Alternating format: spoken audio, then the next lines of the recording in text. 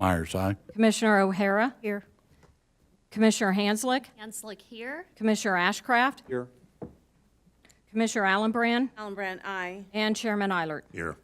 All are present. We do have a quorum. Would you join with me in the Pledge of Allegiance? I pledge allegiance to the Flag of the United States of America and to the republic for which it stands, one nation, under God, indivisible, with liberty and justice for all. Thank you all very much. For those who are present, if you have a noise-making device, would ask that you turn it off or to silent mode so as not to interfere with our electronic communications.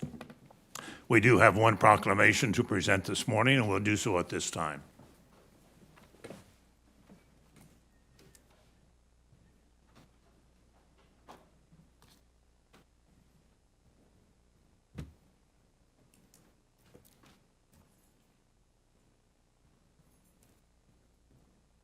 I'm going to ask Angelina Anderson to join me at the podium. Angelina is Director of Day and Employment Services for those with disabilities. And the proclamation that I have prepared this morning on behalf of the board is the Disability Employment Awareness Month. So, Angelina, if you have comments, I know you have a guest with you if you'd like to introduce. Come on up, Stephen. Stephen, come right on up. Thank you, Chairman Eilert and County Commissioners, for this proclamation. I'm so thankful for your support of JCDS and all employment initiatives. We're incredibly appreciative of all of the Johnson County departments and community businesses who host project search interns or hire people with intellectual disabilities. This month marks the 77th anniversary of National Disability Employment Awareness Month. It's led by the Department of Labor's Office of Disability Employment Policy, and this year's theme is Disability, Part of the Equity Equation.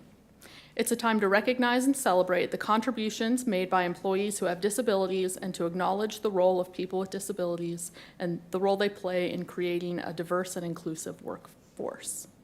Disability Employment Month is also a time to raise awareness of employment-related barriers unique to people with disabilities. It makes October a great time for employers in our community to review policies, hiring practices, and training practices to ensure access and inclusion for all. This month and year, we should promote and emphasize voices with lived experience. With that in mind, I would like to introduce Stephen Slade. Stephen attended Olathe East High School. He was a 2022 graduate of Johnson County Project Search and is currently employed at On Demand Technologies and is also attending classes at Johnson County Community College through the CLEAR program. Go ahead, Stephen. Thank you. Thank you, Chairman Eilert, for having me here today. Good morning. My name is Stephen Slade. I was an intern at Project Search. Starting in the fall of 2021, I would like to tell you a little about my experience at Project Search. My first internship was at ChemCorp. One of the lessons I learned was to not have long conversations while at work, which was hard because my boss Sarah and I love to talk. My second internship was at Embassy Suites. I was a houseman runner. My final internship, I worked at the Johnson County Housing Commission. I graduated from Project Search in May of 2022. After graduating, I worked with my job coach, Vicky, to look for a permanent job. We looked at several places before finding a permanent job at On Demand Technologies, where I currently work.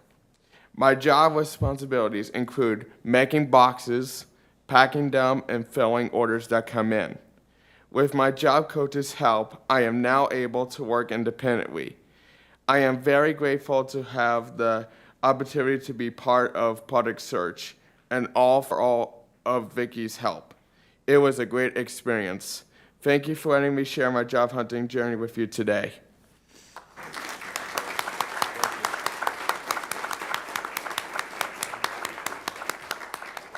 Hey, Stephen, turn around this way, okay? You're doing great. You know, Stephen is as he indicated, a graduate of our Project Search program. And that is a program that the county supports along with the Johnson County Community College. And I've had an opportunity to attend the graduations for the last 8 or 9 years. And there are some amazing people who work with this program and help train those who have special needs. And Stephen is just one example of the success of this program. So, Angelina, thank you very much, and for all of those who support this program. And Steve, congratulations. Thank you for being here, and I'll present this proclamation to you. Thank you. Okay? Thank you. And if you'll step back here, we'll have a photo. Yeah, right here is fine. No, this is fine.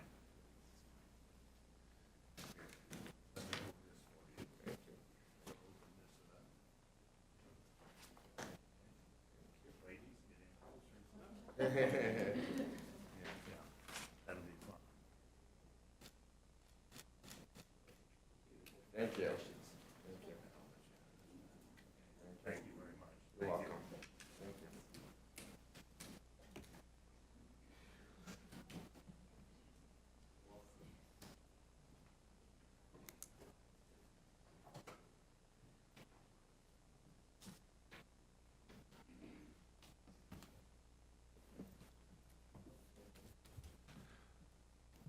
Thank you, Stephen and Angelina, for being here this morning. Thank you very much for the good work that you all do in supporting employment for those with disabilities and our Project Search program. At this time, we'll turn to the public comment portion of our agenda. Speakers, whether virtual or in person, are required to adhere to the 2-minute time limit for comments. And I would make this, if there's an item on the agenda that you're interested in, don't speak during the public comment period. You'll have an opportunity to voice an opinion when that item comes before the board. So the public comment period is basically for items that are not on the agenda. And for those who are speaking in person, there is a modem on the podium. You can watch for your time limit. And if you go over the time limit, then the chair will be required to remind you that the time is up. So with that, Ms. Sater, will you read the first commentator that we have? Yes, virtually, we have Debbie Detmer.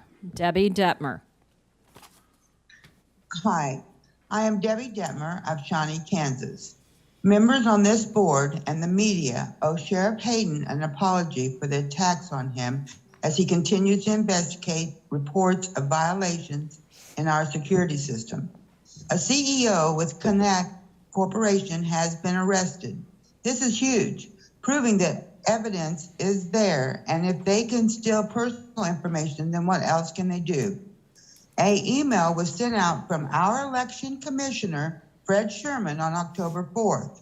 Dear Johnson County election worker, tonight we learned that the Los Angeles County District Attorney arrested an executive with Connect Corporation as part of an investigation into the possible theft of personal identifying information of election workers. Connect distributes and sells PolyChief software. The Johnson County Election Office uses PolyChief as our election worker management system. We are aware of the issue and are looking into the impact, if any, on data related to Johnson County. Electronics are a danger to the election security. You commissioners have to act now. Please stand for fair elections where every vote counts. Please make all Johnson County elections go to paper ballots. Please bring this to the floor ASAP and vote on it and pass paper ballots only in Johnson County. Thank you. Thank you. Next speaker. Now we have Cassie Woolworth. Cassie Woolworth. All right, can you hear me today? I am trying a new microphone. Yes, ma'am. We can hear you. Is that a no? Cassie, can you hear us? Yes, we can hear you. Okay, so you can. Yes. Fantastic. Okay, my name is Cassie Woolworth. I'm in Olathe. You know my address. By the way, for Debbie, the CEO stole the election workers' info, not voter info, not voting info. Man, you guys take stuff out of context. Watching the Shawnee Mission Post forum, one question hit me last night. Since the fall of 2021, Sheriff Calvin Hayden has used county resources to conduct an investigation into unsubstantiated allegations of voter fraud. Hayden, for his part, says he's simply doing his due diligence after residents raised concerns, although we've only seen one. Mrs. O'Hara found no irregularities because she stated that the sheriff monitored drop boxes and found nothing. Can we have those tapes? Where's the transparency on that? Mrs. O'Hara also brought up public safety. There were 379 overdoses in Joco last year. The fix, more resources. However, Hayden spent money on non-existent voter fraud. Should we increase dispatchers for busy evenings? Well, Hayden spent money on non-existent voter fraud.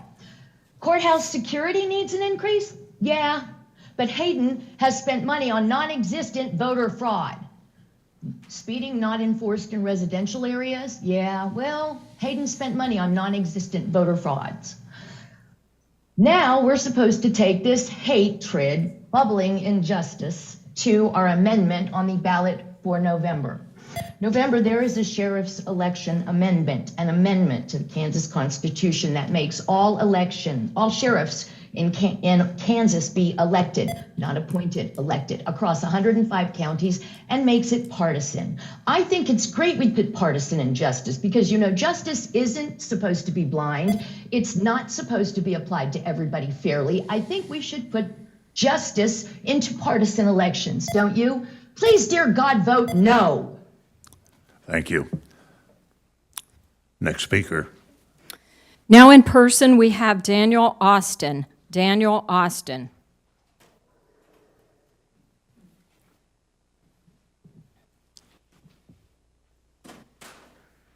Good morning. My name is Daniel Austin. I reside in Merriam, Kansas, and we seem to live in a fantasy world now where up is down, boys can be girls, and inconvenient fraud doesn't exist, especially the type of inconvenient fraud that involves election integrity. It says a lot about someone who is willing to investigate something like this, and it also says a lot about someone who is trying to shut it down, because why shut it down if you have evidence to prove otherwise? Something you must always ask yourself is, what do they have to gain? What do they have to lose?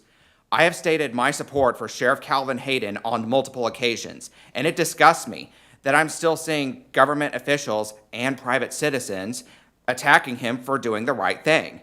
One of these officials is Governor Hanslick. But Hanslick is not just attacking Sheriff Hayden, she is also attacking regular people who stand by him.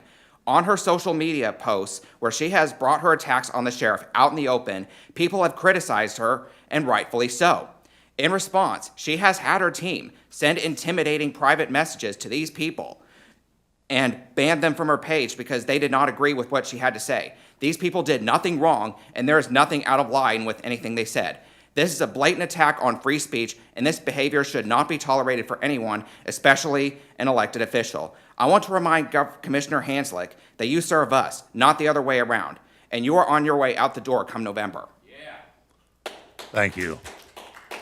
I think it's inappropriate to take that kind of applause, and our meetings, the objective is to conduct them in a civil manner. And the opinions that are expressed at the podium or virtually are in personal opinions, and that's fine. But is there another speaker? Yes, thank you, Chair. We have Ben Hobart. Ben Hobart.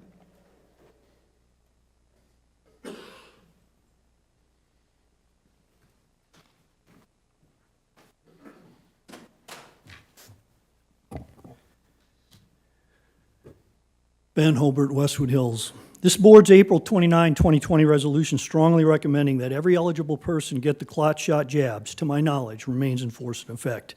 It has not been withdrawn or modified despite the advent of significant adverse data regarding the clot shots. Note the following. Sweden has now followed Denmark and does not recommend clot shots for those 12 to 17 years of age after October 31.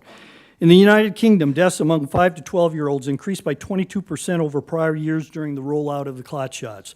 Now the clot shots are no longer available in the United Kingdom for children under the age of 12.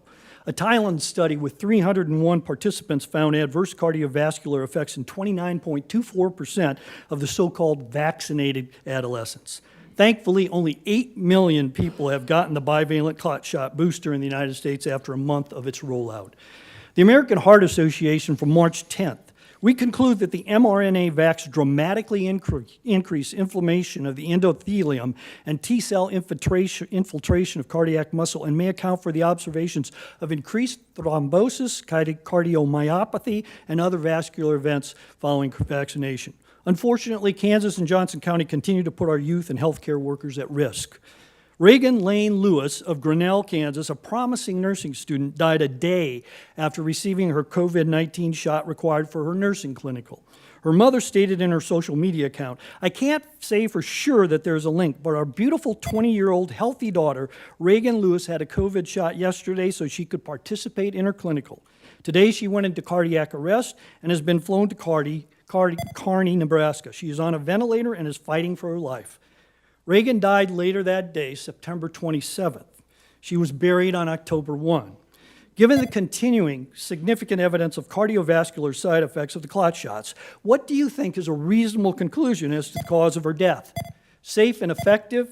Absolutely sickening. Thank you. Thank you.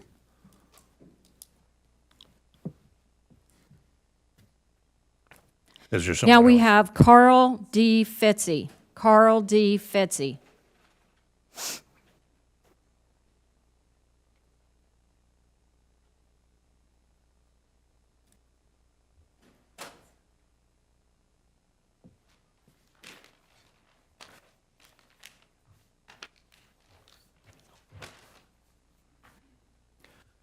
My name is Carl Fitzy. I'm a retired cardiologist. I live at 10910 West 120th Terrace, Overland Park. I've been a resident here since 1976.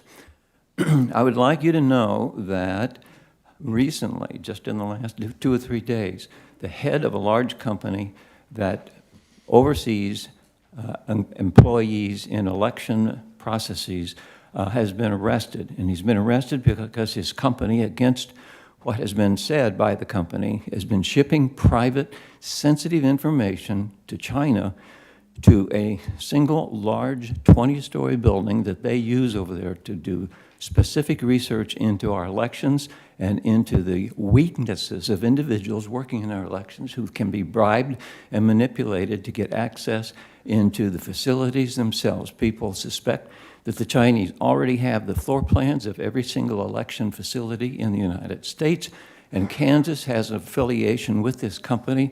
They use a kind of software called Poll Chief. There's another company called Evergreen, which is for the abbreviations election something or other. It has been financed to a significant degree, and the people that run it are related to George Soros. They do the same thing. They are shipping data to China, and I think that you need to know that any politician in this United States, at the county level, at the state level, at the national level, who has anything to do with a company who is allowing either personal information or the information that's in voting machines to be manipulated by China from China is going to be in significant medical legal danger, and I've provided marked amounts of information here, including 20 pages of the record of Dominion and their weaknesses, to go to each member of this city council for study when you have the time, because I know you're very busy right now. Thank you. Is there someone else? Yes. We have Mary Frand. Mary Frand.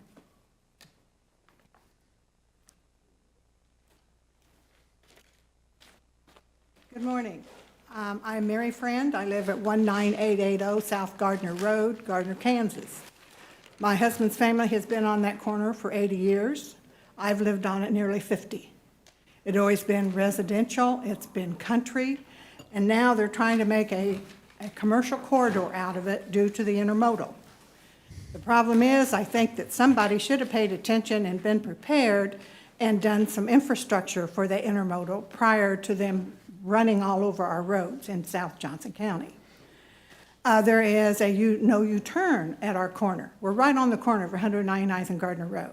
I have seen semis come and literally make a U-turn. I know the sheriff's office, Johnson County, and the city of Gardner are probably limited on resources. We've even told them they can park back by our house so they can't see them until they ticket them. They don't have proper GPSs. They're going down the road. They can't speak English. I've gone out, waved them down when they closed the big bridge and said that bridge is closed. Well, my GPS says I can go there anyway, so I says, well, you better be a good backer. Took him 15 minutes to back, clear back to Gardner Road. Then they had to have a guy in the intersection to help him cross it. The problem is, we don't need a commercial road at 199th and Gardner Road. They need to say no trucks. Thank you. Thank you. Now we have Steve Cannell. Steve Cannell.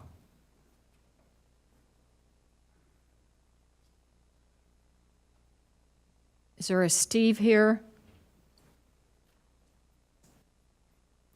Okay, evidently not. Now we have Dan Messinger. Dan Messinger.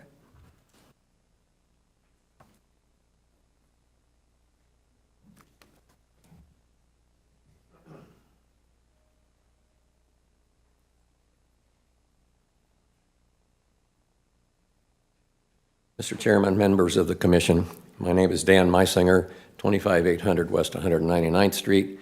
We've had a home there since 1979, and obviously in the early days, Gardner and rural Gardner was a nice place to live. Johnson County, of course, scores high in the national rankings of counties that have a good quality of life and a place to live. But now we have the intermodal and trucks, and many trucks going down 199th every day, and it has been a large detriment to the quality of living. There's noise and dust and pollution. We were opponents of the intermodal for several reasons. Number one, pollution, and number two, truck traffic. 199th is not an interstate or state road where commercial traffic is supposed to be. It's a secondary county road. If you would restrict 199th to from large semi-trailers, not only will the county save millions of dollars in future additional maintenance, but with just the simple investment of a few signs saying no trucks over 56,000 pounds, it will save the county immeasurable money over time and greatly improve the safety of 199th, where it is risky to just pull out of your driveway. Thank you. Thank you. Now we have Linda Meisinger.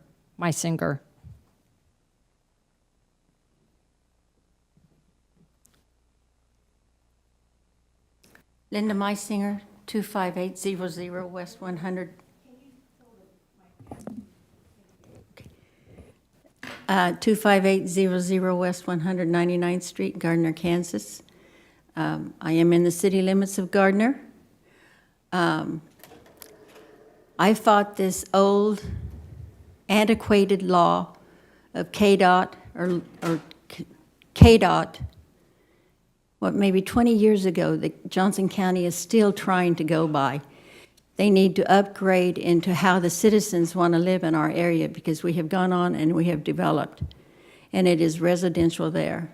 My daughter had to go beyond the place where she was going to turn the other day because she had a truck coming so close on top of her to go to the next driveway. Otherwise, she would have been hit. She's also been almost run off the road before.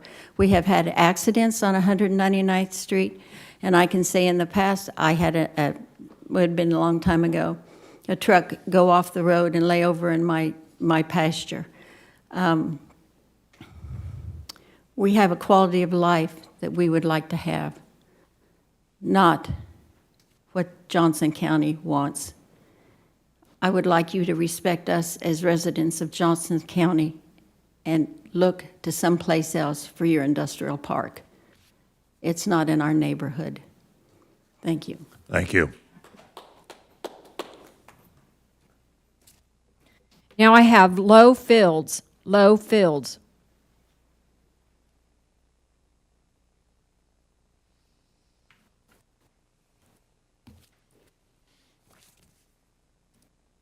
Thank you for the opportunity to speak to you.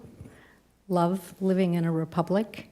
And our voices you listen to, and it's important. And I'm speaking to you about the last election, 2020. We had 104% voter turnout for Johnson County. Oh la la. What is normal average? 79, 80% is high. So something is deeply wrong. And we wish to keep our republic. What was it Aristotle said? And that was 300 years before Christ. He said that republics descend into democracies, and democracies denigrate into despotisms. We do not want that. Our voting is very important to us, and we want to keep it as it should be. We do not wish to have machines that will create votes or flip votes. The machines we have now, George Soros is attached to. George Soros, the Hungarian that boasted that he would destroy America, publicly boasted that he would do that. It's concerning that that name is attached to our voting machines. So paper ballots is really the only safe way, since we have those machines, unless you can replace them with something that is good, solid, and not attached to people like that, then I urge you to go paper ballots this year. Okay. Thank you. Thank you. Did you state your name and address, please? Please forgive me. Low Fields, Overland Park, Kansas. Okay, thank you. Now we have Brad Flood. Brad Flood.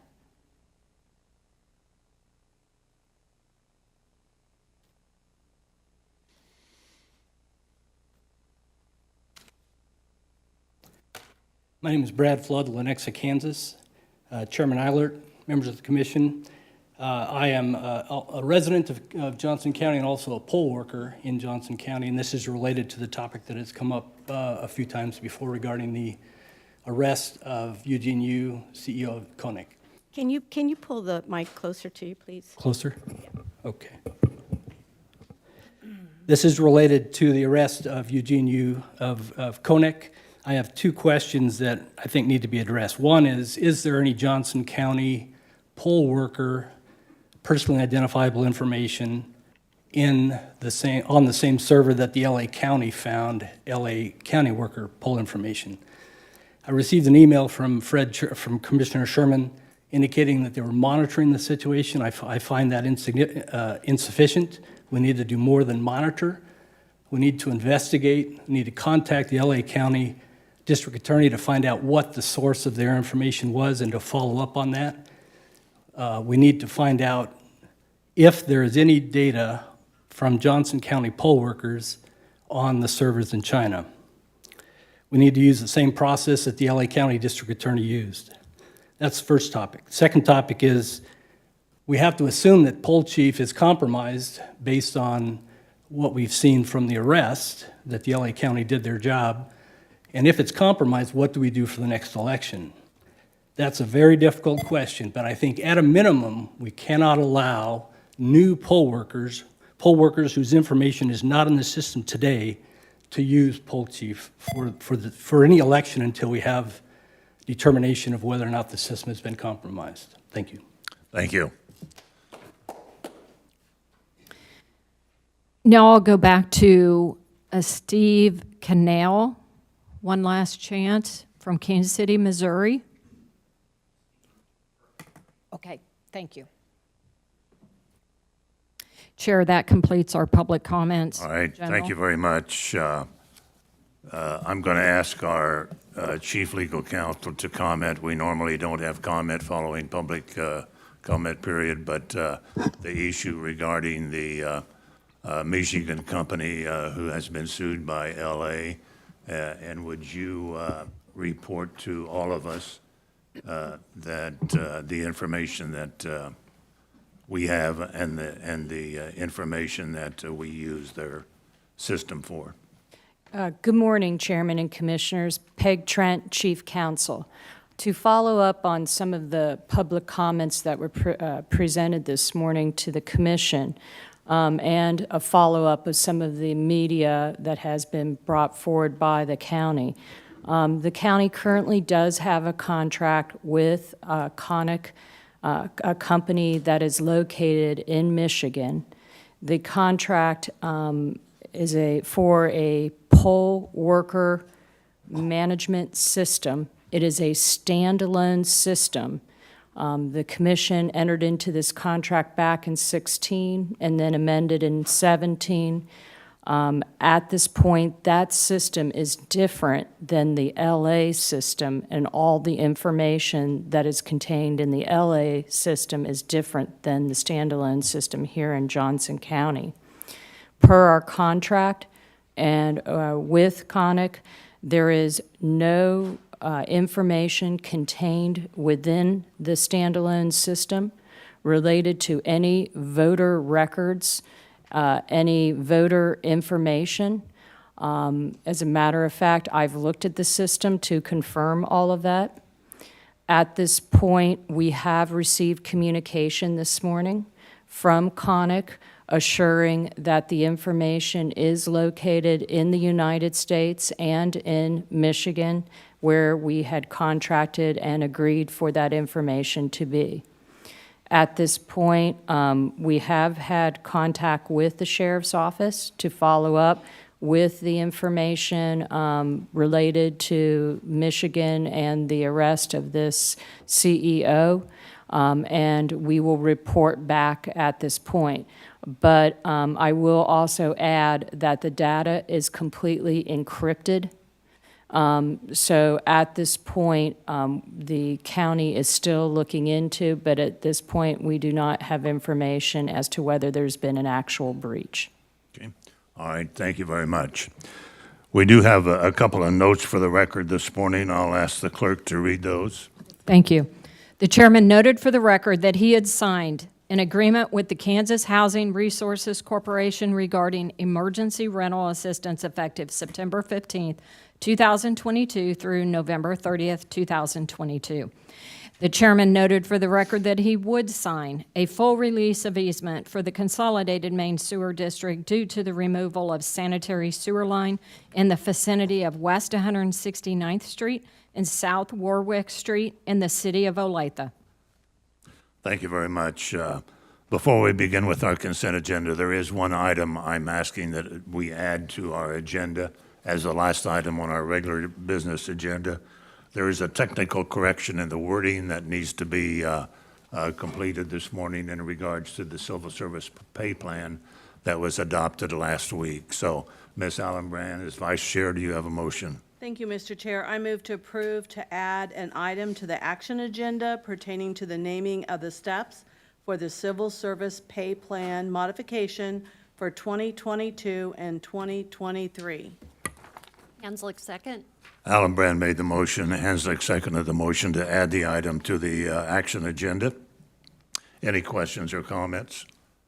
If not, clerk, please call the roll. Commissioner Fast. Aye. Commissioner Myers. Myers, aye. Commissioner O'Hara. Yes. Commissioner Hanslick. Hanslick, aye. Commissioner Ashcraft. Yes. Commissioner Allenbrand. Allenbrand, aye. And Chairman Eilert. Eilert, aye. I have 7 votes in favor. Motion carried. It will be considered as the last item.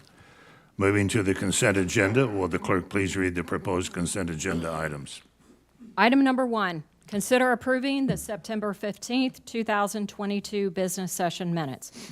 Item number 2, consider approving the appointment of Janine Estrada Lopez, 4th District Representative to the 10th Judicial District Nominating Commission through March 4th, 2024. Item number 3, consider approving the appointment of Charles W. McAllister, Jr., 5th District Representative to the Commission on Aging through August 31st, 2024. Item number 4, consider approving the reappointment of Andrea Levitt, 1st District Representative to the Commission on Aging through August 31st, 2025. Item number 5, consider approving the reappointment of Debbie Scott Williams, 2nd District Representative to the Developmental Supports Board through August 31st, 2025. Item number 6, consider approving the reappointment of Carol Lehman, 4th District Representative to the Airport Commission through July 31st, 2025. Item number 7, consider approving the reappointment of Mark Berdowski, 6th District Representative to the Fire District Number 1 Governing Board through July 1st, 2025. Item number 8, consider approving the reappointment of Gail V. Richardson, 7th District Representative to the Developmental Supports Board through August 31st, 2025.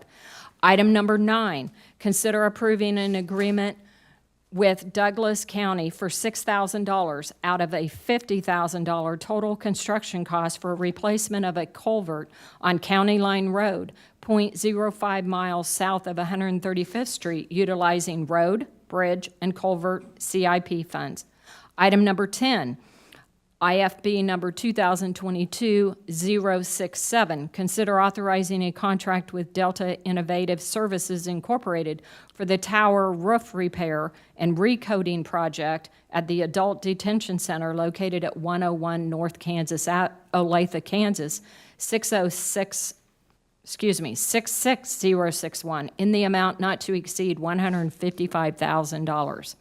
And item number 11, consider entering into a memorandum of an agreement with the City of Lawrence, Kansas for funding from the City of Lawrence for the operation of the K-10 connector transit route in the amount of $155,000 in FY 2022 and $155,000 in FY 23.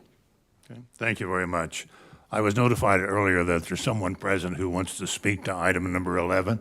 Regarding the contract with Lawrence in regards to transit, is that right? All right, so that one will be considered separately. Are there any other items that commissioners would like to consider separately?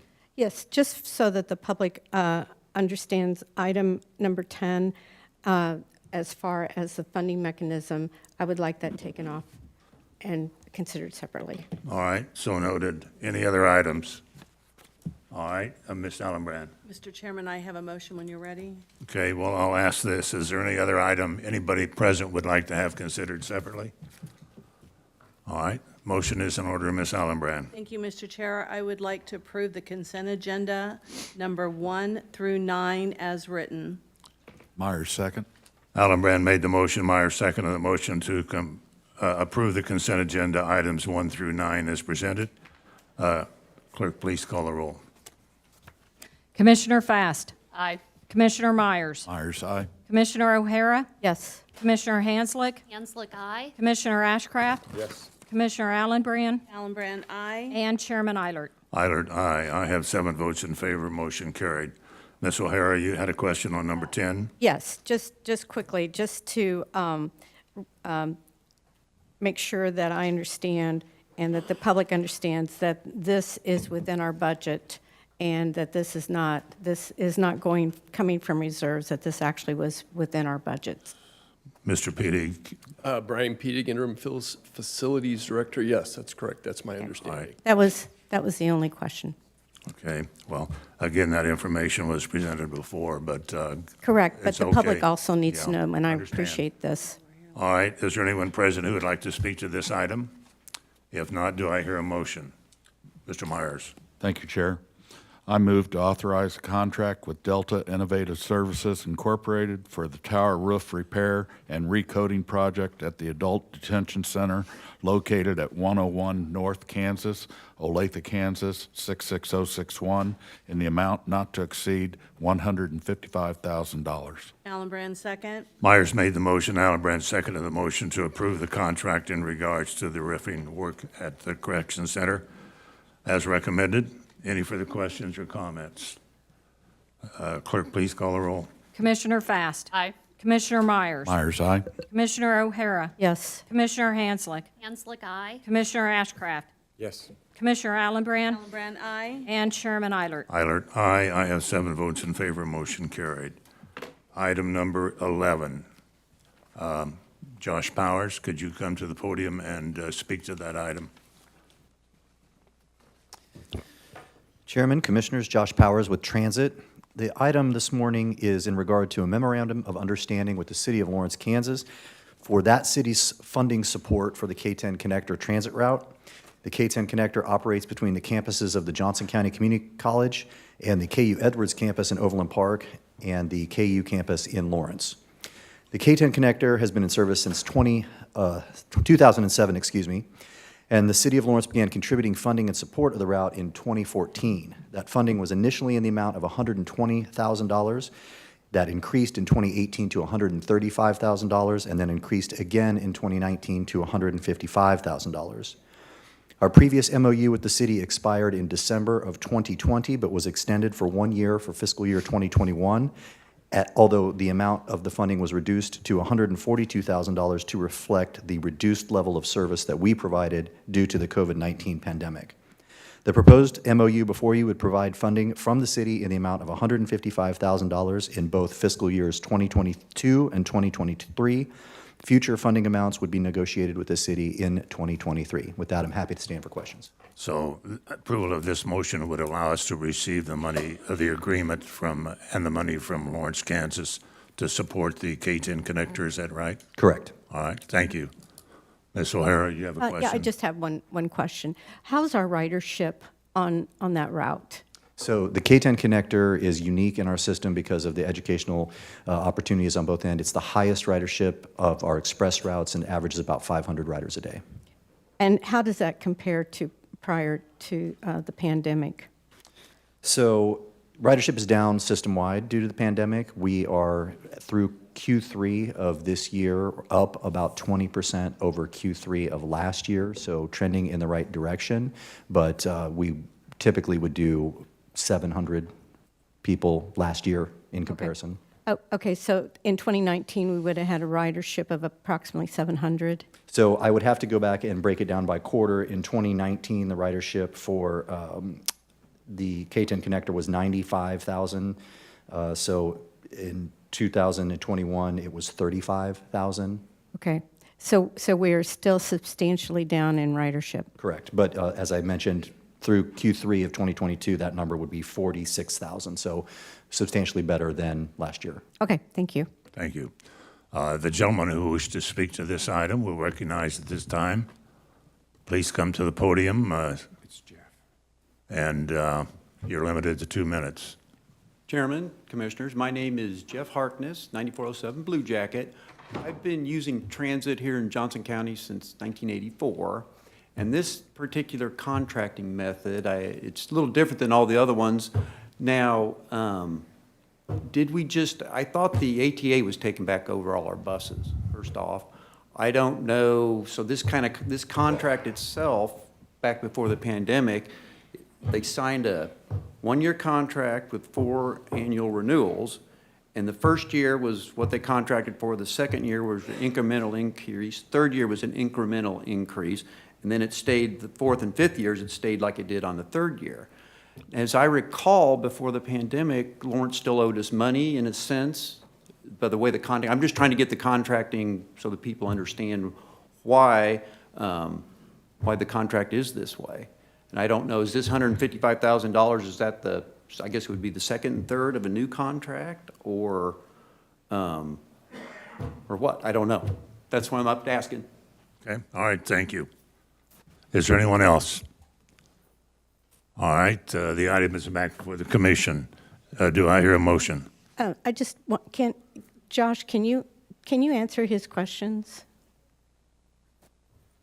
Certainly, Commissioner. Josh Powers with Transit. So we don't have a contract with the City of Lawrence. We have a memorandum of understanding, of agreement, excuse me, in which they are recognizing the benefit that this county-provided service affords to their city and their residents. And so they have agreed to fund part of the service with their local funding rather than ours. So it helps us defray the cost.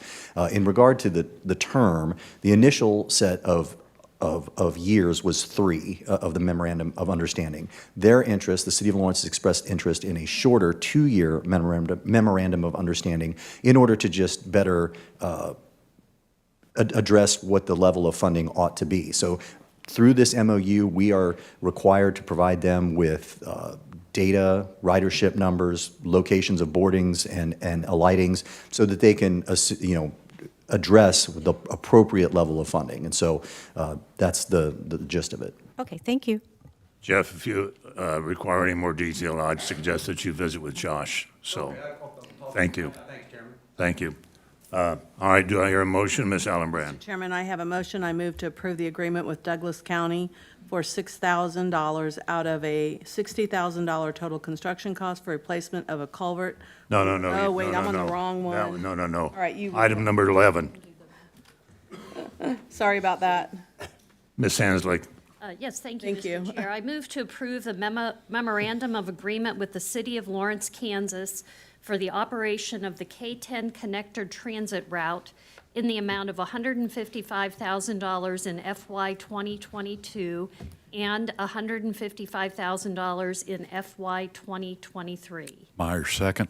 Hanslick made the motion. Myers seconded the motion to approve the memorandum of understanding with City of Lawrence in regard to the funding for the K-10 connector. Any further questions or comments? If not, clerk, please call the roll. Commissioner Fast. Aye. Commissioner Myers. Myers, aye. Commissioner O'Hara. Yes. Commissioner Hanslick. Hanslick, aye. Commissioner Ashcraft. Yes. Commissioner Allenbrand. Allenbrand, aye. And Chairman Eilert. Eilert, aye. I have 7 votes in favor. Motion carried. Turning to the action agenda, item number 12.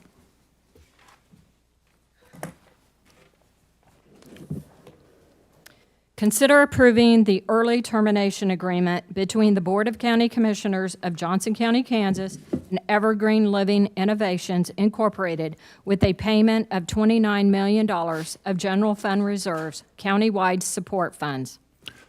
Last week, the decision was to continue this item for 1 week.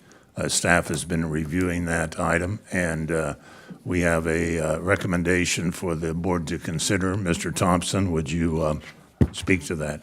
Yes, thank you, Chairman. Maury Thompson, Deputy County Manager. Thank you for those comments. As you all are well aware, this item was considered by this body last week, and you made the decision to continue it. Staff is here this morning to request this body consider tabling this termination agreement to a date uncertain. As was evidenced by your conversation and the response last week, and I would share since then as well, some providers of long-term care services are now expressing their willingness and desire to be considered in this body's potential one-time investment in long-term care services. So this morning, I'm recommending that we, the county, implement a process to receive and evaluate viable proposals for this body's consideration before you would act upon the previously presented termination agreement. And not to speak for Evergreen Living, representatives of that organization are here today, but I have been in conversations with them. This proposal suggestion has been discussed with them. While of course not the course of action contemplated, they have expressed their understanding and have pledged their participation in this process that we anticipate moving forward. And with that, I'd be happy to stand for questions. Well, Mr. Thompson, could you give us a little more detail about the process? Yes, sir. So looking at, and I've hesitated to call it a request for proposal, although I assume that's probably what we'll do, some version of that, looking at a number of different factors that we would ask interested vendors to respond to. So I'm working with our procurement staff now in developing that document that we would hopefully have out very soon for folks to respond to give us their ideas, their thoughts on what they might do in terms of long-term care here in the county. And could you give us an idea of the timing that we might be able to review this information and how the recommendations might come to us? So our procurement manager is sitting here, so she may jump up, but I'm hopeful that we can get something put together by the end of next week. I don't think this has to be a very lengthy document. Again, we're asking for proposals, so there's some open-ended nature of it, that we would get that developed and get out on the street, as they say, for people to respond to. My understanding is this body is interested in making some decisions on this matter relatively quickly. So we would look at putting that out for 10 to 14 days, something of that nature, probably allow a couple of days for follow-up questions by anyone to respond, and then review those and start making decisions going forward. Okay, thank you. Ms. Lyons, did you have any comments you want to make in regards to that process? Robin Lyons, purchasing manager. Maureen covered it very well. The county's policy is that solicitations are on the streets no less than 10 business days. Typically, with requests for proposal, that process is a 30-day process. However, it can be shortened in certain circumstances, and we will be working directly with the county manager's office to get that out and done as soon as possible. Okay, questions of the staff, Mr. Myers? Chair. Mr. Thompson, do we have an idea of the actual type of criteria we'll be looking for? I was assuming I might be asked that question, so I've got a few initial thoughts, and they are nothing more than that. But I believe, personally, we need to look at someone who can provide the full spectrum of care, so that would be skilled nursing care, assisted living, and independent living, again, that whole spectrum. One of our goals would be proposals that maximize the number of Medicaid recipients that they could serve. We would also look at the qualifications of the providers, some measures of quality. Financial stability, I believe, would obviously be one of those. And then finally, those who can develop and put forth strong proposals around partnership with ELI. Ms. O'Hara. Thank you.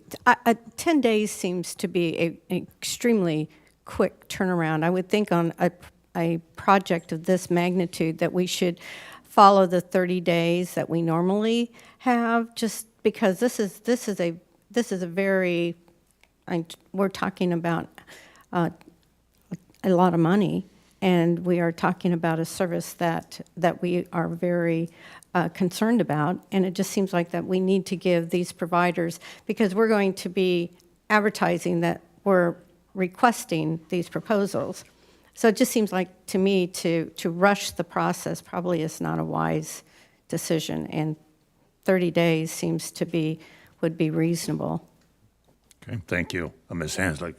Thank you, Mr. Chair, and I appreciate this effort to try and find some other solutions. But a couple questions that come to my mind are first of all, are we thinking that Evergreen would be absorbed into some other entity, or would there be assurances that Evergreen would remain somehow independent and continue its current philosophy of care? Thank you for that. I don't know that I have a good answer. My thought are, and as I laid out those criteria that I'm thinking about, one of the pieces that I believe I've heard in all of this is some interest in working with Evergreen. So that's why I use the term partnerships. Again, when you look at that full spectrum of care, some perhaps purchasing efficiencies, I think those partnerships could take lots of different flavors. And again, part of the reason by going out and requesting these proposals, I think we'll see what creative solutions can be proposed. I appreciate that. I think as we discussed last week, Evergreen is a very unique place, and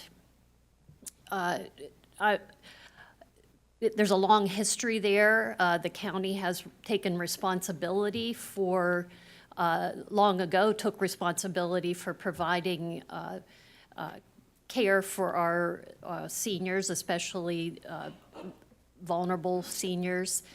And you know, I've heard a lot from people about, well, there's plenty of Medicaid beds, there's plenty of beds, but there's no place like Evergreen. The quality of care and their philosophy, we just can't lose that. And again, while I appreciate looking into other options, I would really want to see us maintain the priority of the Medicaid beds as well as the unique philosophy of Evergreen.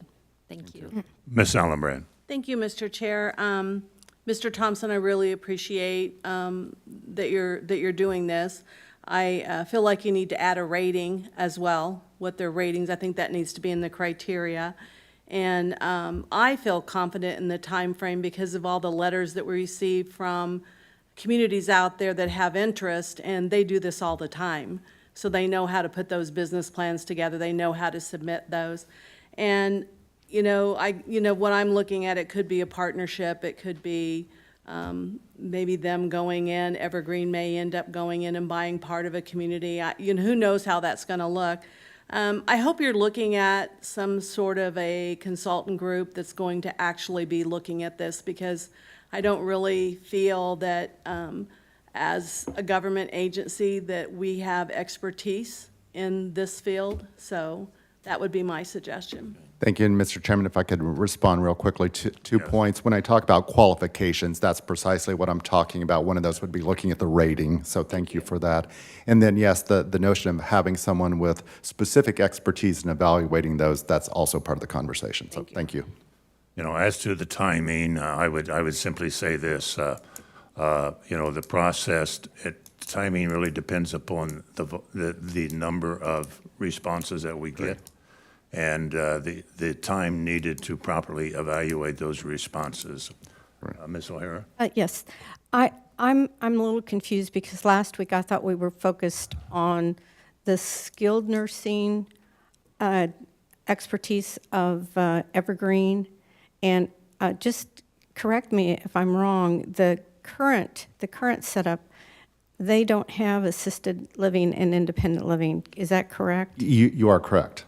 Okay, so now, and that was, I thought that we were going to be focusing on the type of care that they were providing, and now suddenly it's expanded into assisted living and independent living, and I'm a little confused as to how that happened. Yeah, thank you for that question. Be happy to clarify. No, their proposal that was part of the termination agreement also included that. Additional assisted and independent living, which goes back to the conversation we had about the business plan that has to change. Again, I'm far from an expert in this field, but right now, to be a viable entity in this space, you really need to be providing that full gamut, because some of those are bigger revenue generators, quite frankly, than others. So again, to put together a successful business plan, as we talked, their model, they agree, no, it has to change. So we are going to veer from our criteria of 60 to 65% of the beds to be for Medicaid. Is that correct? Yes. So we are now going to say only 30 to 35%? No, that's Because that was the number that was thrown out. right. Again, that was one of the criteria I listed. We'll be interested in proposals that can demonstrate the maximization, meaning the more you can serve in terms of the Medicaid population, the better. Very frankly, we had conversations with Evergreen, now going back through this process. I personally believe that they need to re-examine that and look at other avenues, again, to increase that percentage as well. So if we have proposals that do not include assisted living and independent living, but has a high percentage of serving Medicaid, that is not going to be considered? Again, haven't thought that completely through and drafted that, but I guess my initial response would, no, I wouldn't necessarily see that as a... Because in my understanding, the driving reason that we are making this investment is to address the needs of Medicaid clients, not to expand into assisted living and independent living, which there are many there's many facilities in Johnson County that is now doing that, and without the county's aid. So it seems to me that we need to make sure that our focus is on what our goal is, and that is to provide the maximum beds for Medicaid clients. That is our mission, and not to be subsidizing other services that are already available in Johnson County. Well, I would simply say this, that Evergreen Living has done an excellent job in providing the services that was drawn up in that agreement 15 years ago. And we have 4 or 5 years left on that agreement. The fact of the matter is, providing only Medicaid services, you lose money. And I'm told even the $20 to $30 a day on Medicaid. So if we're going to continue as is, then somebody's going to have to provide a subsidy. Currently, county taxpayers provide that subsidy of about $1 million a year. So what we're attempting to do is to see if there is a proposal that can support not only Evergreen Living current activities, but also potential other activities which can generate revenue to support the Medicaid side of the operation. So I don't know what kind of proposals we'll receive, but I think it's important to receive and evaluate. Any other comments, Ms. Fast? Yes, I think what's been lost here is that the county has been in the business of aging long-term care since 1864 with the Poor Farm. In the 70s and 80s, we had the Johnson County Nursing Center. It was excellent, won governor's awards. I've been trying to get the history, what happened in the 40s and 50s. It was in a building for a while that the feds took over and told Johnson County Nursing Center they had to get out and move to the Mental Health Center on Spruce, which is now an old building. And then it had to get out of there, which then was the proposal to develop the Sunset, which developed that complex way too quickly and too cheaply. So we have been in providing senior nursing long-term care for over 100 years. This is different than our COVID small business grants. So we have a commitment to Evergreen. So the Johnson County Nursing Center then became the Evergreen Center.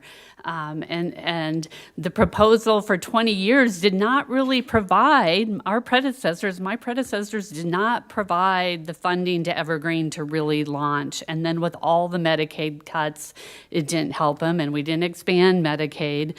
I've been a frontline social worker, and there is very few options for Medicaid people. I just talked to a number of my friends last week, and I said, everybody's saying there's all these Medicaid beds, and they're in the front lines, and they're like, where? I mean, that is the feeling of social workers who work on the front lines every day. There is so few Medicaid beds.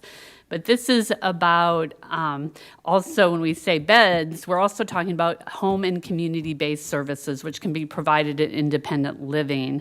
That is the goal, is to provide Medicaid in independent living, options too. And so I hope, when you say just Medicaid criteria, that it also means HCBS.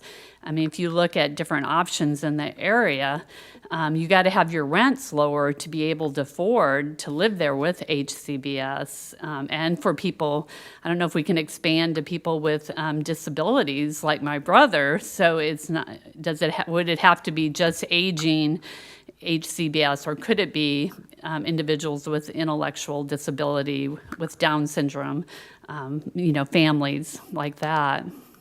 Well, there are issues in the state of Kansas with people with intellectual and developmental disabilities in nursing homes or skilled nursing facilities, so that would be an issue that we'd have to tread very carefully on.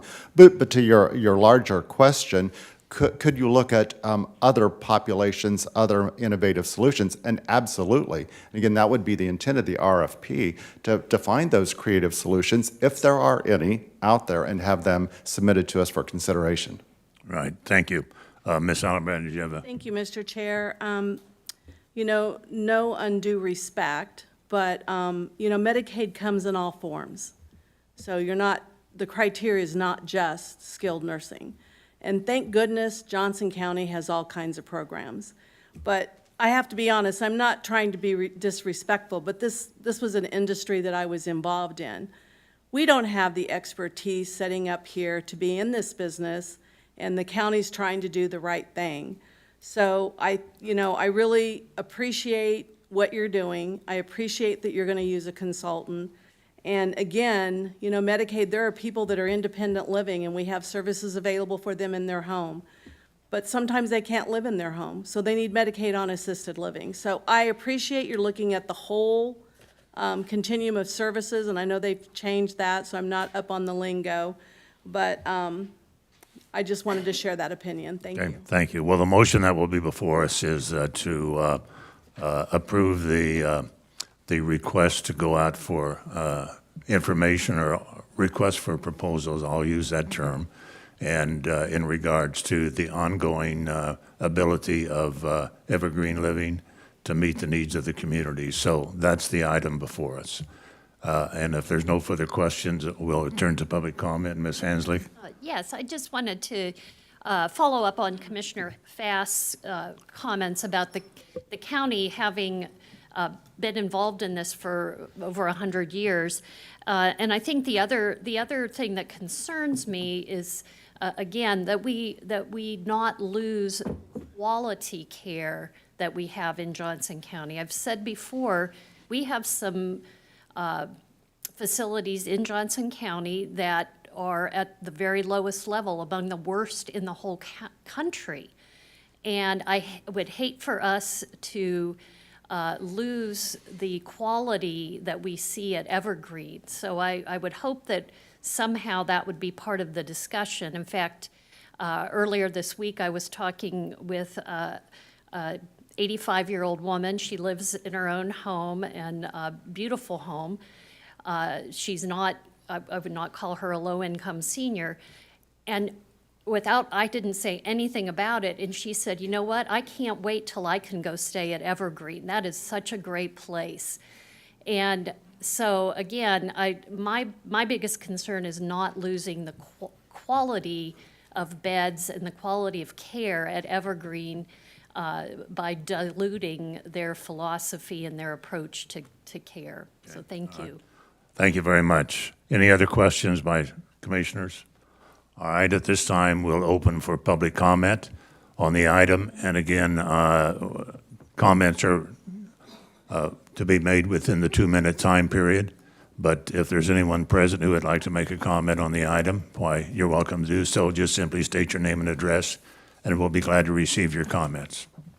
Chair, we first have a virtual, Lacey Cornelison. Lacey Cornelison. Okay. Are you able to hear me? Yes, ma'am. Hi, I'm Lacey Cornelison, and I work at Kansas State University, and I am the program coordinator for the Kansas Department of Aging Disability Services program called PEAK 2.0.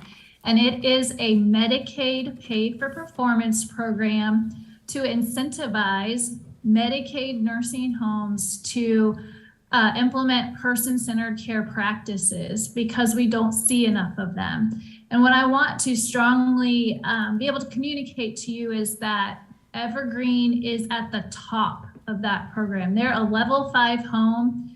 They are performing at the highest level, and they serve many, many elders who are on Medicaid, and that's rare. And so they also mentor other homes in how to do that well. And so I hope to see that continues. I think I would echo that we don't just need a volume of Medicaid beds, we need beds that are in places that are providing that high quality of care, and Evergreen is one of those places. So thank you. Thank you. Next. Now in person, we have Belinda Verhaler. Belinda Verhaler. Took me a couple years too. I'm Belinda Verhaler, and I'm the Chief Development Officer with Evergreen Living Innovations, and I've been there for about 6 years, a little more than 6 years. I have my master's in social work. I've been a nursing home administrator, I've been an executive director in assisted living, and the state long-term care ombudsman in my over 22 years that I've been in the aging services field. In my experience, Evergreen is like no other, and there's lots of reasons for that. One is our resident-centered care, and the other is through education. So GERTY is what I oversee. GERTY has served 6,785 persons in person with 556 different organizations, 833 online students since our first publication in 2017. I've trained 80 operators since 2019. The training provides resident-centered care and workplace culture improvement. So part of that is language. We don't use the F word, which is facility. We use community. We don't use CNA, we use care partner. And the people who live there are residents. They're not patients. GERTY has had over 12,000 in attendance at presentations, Leading Age Kansas, CASE, Professionals in Aging, Olathe YMCA, Lakeview Village, area hospitals, just to name a few. We're also helping to create a new workforce by serving as a clinical site for Johnson County Community College, Olathe School District, and Mid-America Health Services. We also go and speak to CNA classes at Olathe, Blue Valley, Eudora, Bonner Springs, Basehor, and Johnson County Community College. We also provide monthly CEUs to administrators and operators. I'm also standing up here today as a family member of a former resident. My dad was able to get high-quality care at Evergreen, was able to go home and live independently. One of his favorite things he was so excited about, after a couple of days, staff knew where he loved to sit and his favorite cereal with the right amount of milk and the coffee the way he loved it. That's the Evergreen way. All right, thank you. Now we have Brittany Blackard. Brittany Blackard.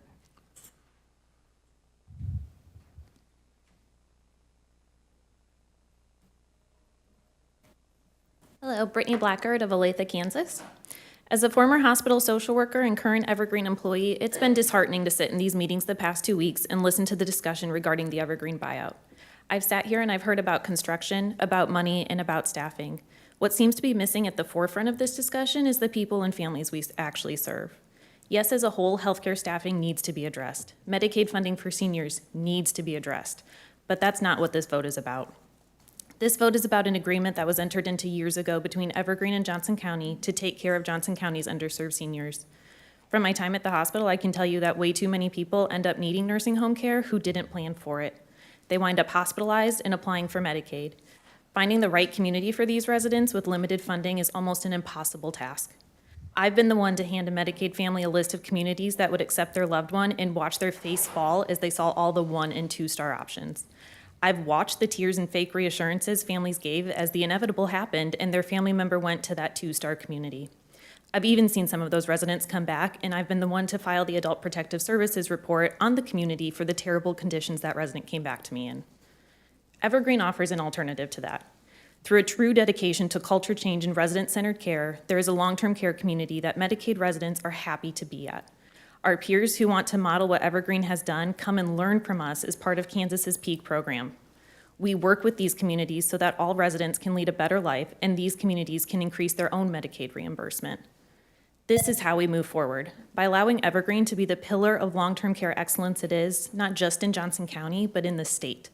By showing our county pride as others come to learn from Evergreen. Thank you. Thank you. Now we have Christina Rudisil. Christina Rudisil.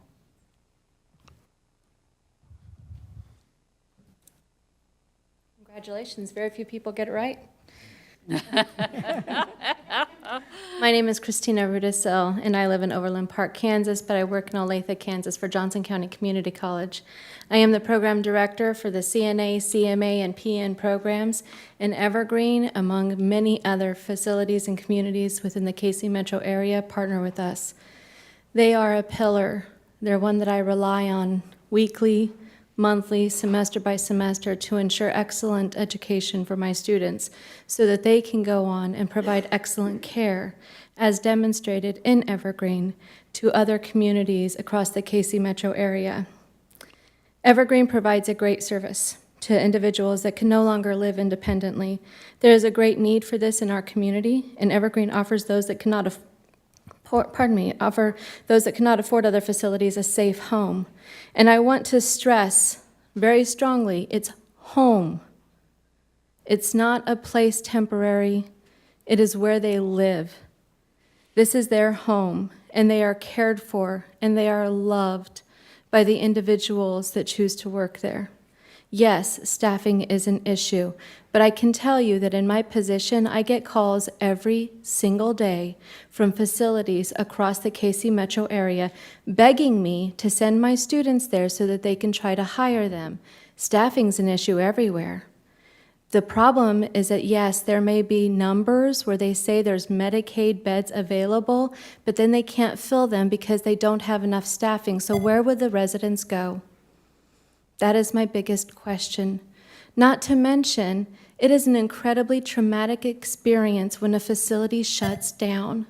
It's traumatic to the families, it's traumatic to the resident and to the staff. Now, I partner with a lot of facilities, and I would advocate for all of them because I work with top-notch facilities. But Evergreen is really one of a kind when it comes to Medicaid, and they are needed in our community. Thank you. Thank you.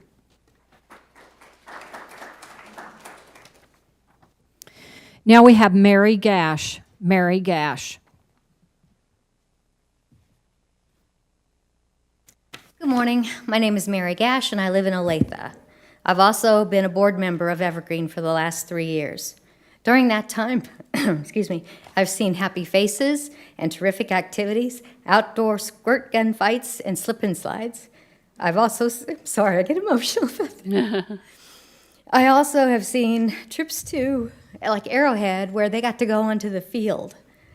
And I've watched residents doing an elegant evening. Also, I've seen the art classes and the sing-alongs, and don't get me started on the bingo games. I'm also an employee of a large insurance agency headed by a very well-known and well-respected agent in Olathe. My job is to take care of the disability income, long-term care, and Medicare supplement clients. On more than one occasion, I've had clients who, in the middle of their own planning, would say something about their loved ones in nursing home. And on more than one occasion, I've heard things like, my loved one is in the best place, the rooms are clean, the air smells good, the staff is phenomenal, and the food is terrific. The people there are residents, they're not patients. When I ask the name of this wonderful place, I hear Evergreen, without telling them about my connection on the board. But I've also heard stories about people from other facilities that are not being bathed or getting their meals on time, or if at all. I know this is firsthand because my disabled sister lives in one of those facilities, and it breaks my heart. She's been trying to transfer, but just has been unsuccessful so far. So I implore you to please leave Evergreen to continue and follow their mission for many years to come. There is enough negativity in the world right now. Let's have a little joy, a little laughter, and a little peace in our corner of the world. Thank you. Thank you. Now we have Vicki Larson. Vicki Larson. Good morning. My name is Vicki Larson, and I have lived in Olathe since 1974. I'm here to share my mom's experience at Evergreen. When I knew it was time for Mother to have 24/7 care, I started investigating facilities. Some years back, I learned how to check Kansas audit results on nursing care centers, as my mother-in-law was not in a quality nursing center. These audits are done by the state of Kansas, and they report all deficiencies, from minor problems to resident injury. In my research, Evergreen was a top-notch award-winning care center, and moving her here would be closer than she had been while living in an assisted living. A win-win. However, the catch was that Evergreen is in demand and usually has a waiting list. But I was at least going to give Evergreen a call. This was definitely a God moment in my life. Saying a heartfelt prayer, I called the pleasant person I was put in touch with and asked what type of room, and she asked what type of room was I interested in, and I said a private room. By the grace of God, she had one private room available. I was overjoyed and quickly took the room. Private rooms are private pay, so I am choosing to spend Mom's money in the best place possible. Mom has been a resident of Evergreen since February of 2021, and I could not be more pleased with her care. I am in and out of Evergreen several times a week at various times of the day. Mom always looks good and seems content. My husband and kids always remark how Evergreen does not look and smell like any of the other nursing centers we have had the occasion to visit. Evergreen is welcoming and smells fresh. All my family members agree that Mom is in the very best facilities. Commissioners, please do not take the best out of the game. Someday, you or a loved one might want the best too. Thank you. Now we have Mike Levitt. Mike Levitt.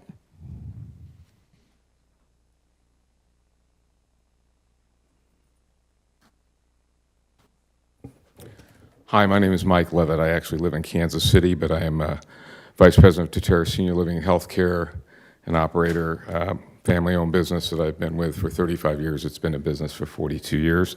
And this is a complex issue. I mean, all of our communities would aspire to have the empathy, warmth, and results that Evergreen has.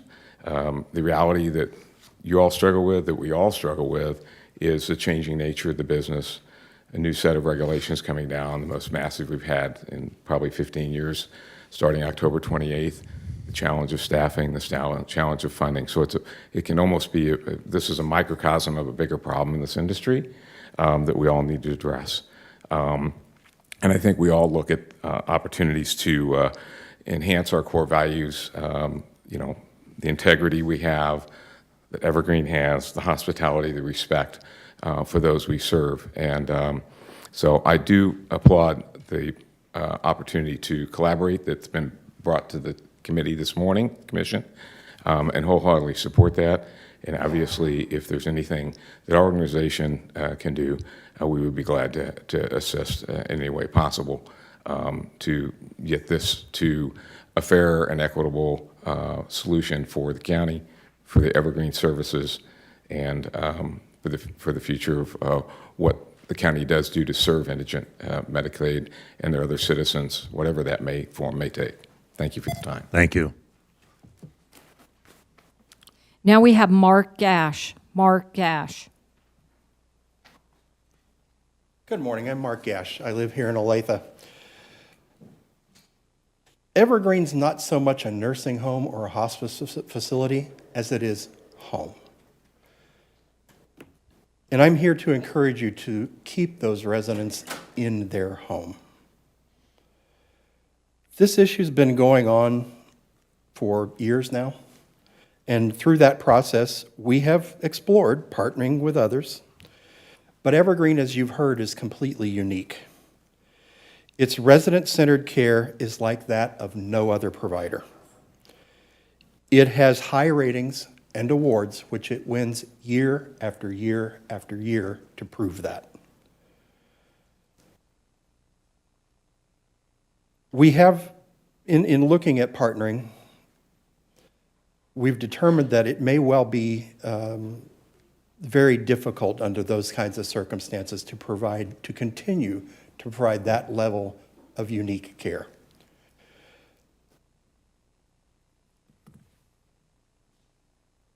We meet the mission that this county gave us years ago, and we do it superbly. You've heard that, you'll hear more about that. But there is no place like Evergreen. I've been a financial planner for almost 30 years. Clients come to me and ask for recommendations for nursing care and hospice care. I recommend Evergreen. I don't take those recommendations lightly because my reputation goes out with them. And its care is unparalleled. So I have no qualms whatsoever, and everybody I've referred has been exceptionally happy. I encourage you to do the right thing and approve the early termination agreement that was worked out over the last several years with county staff. And I thank you for your time. Thank you. Now we have Karen Craig. Karen Craig. Good morning. My name is Karen Craig. I'm a certified gerontology nurse. I worked at Evergreen for 13 years before my retirement. I really did retire this time. Prior to that, I spent 13 years working for the state of Kansas as a surveyor and a regional manager. I think I have a pretty unique perspective on care in Johnson County throughout the district.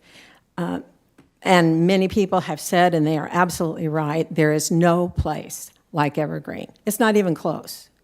The person-centered concept has been around for over 2 decades. It's a hard thing to get right. But through many, many trials and errors and challenges, we were able to do that. I was pleased that my in-laws were able to live and die at Evergreen. We had they had a wonderful life. There's lots of stories I could tell you, but this is probably not the appropriate place for that. With my mother-in-law, she was a pistol. But I've heard several of the commissioners say very positive things about Evergreen, and you're absolutely right. But I think you need to keep in mind that you have what I consider really a sacred obligation that has spanned decades with your support of Evergreen.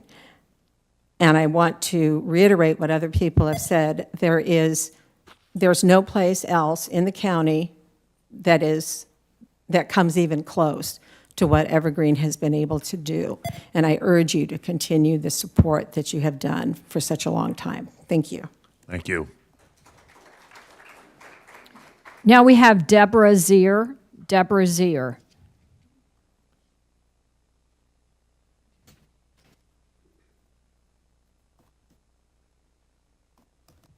I'm Deborah Zaire, and I'm the president and CEO of Leading Age Kansas. We represent nonprofit aging service and long-term care providers throughout the state. And we are part of a national association as well. Well, I can't say it any better than what has been said this morning. I really appreciated Commissioner Fast's reminder that you all have been a partner, a supporter of Evergreen since the county farm days 100 years ago.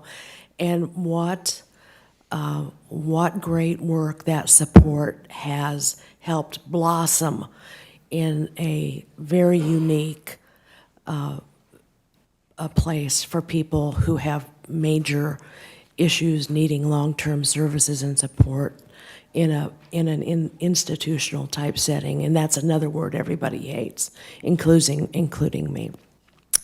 But so I would support the continuation of your commitment going forward through the agreement that you have. A word about the leadership at Evergreen. Excellent.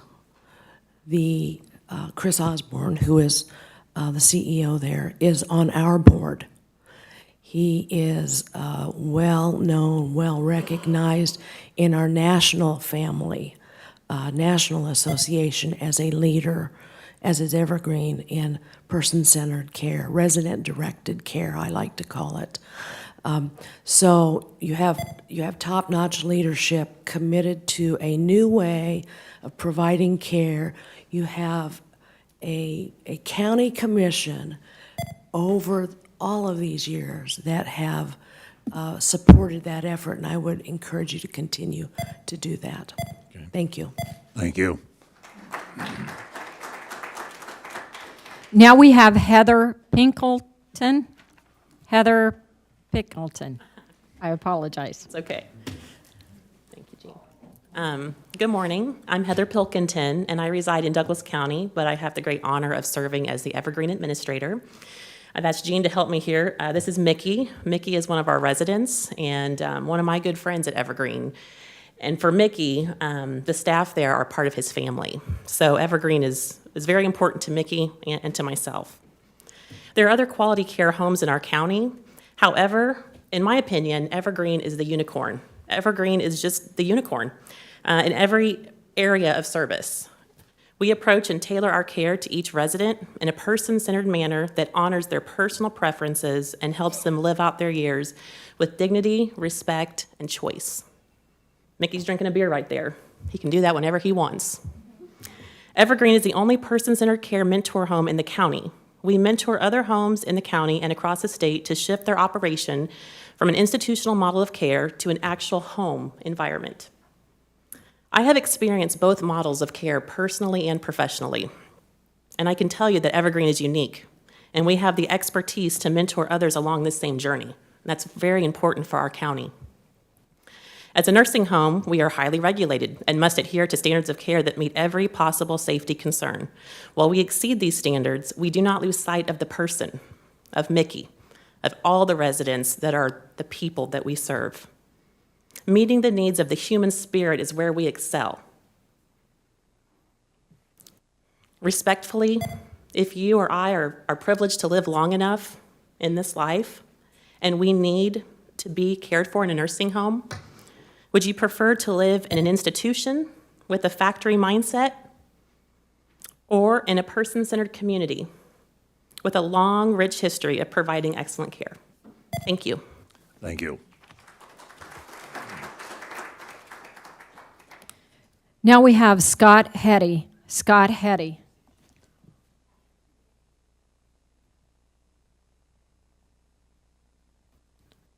Do we have Scott Hetty? All right, let's continue. Now we have Amy Olet.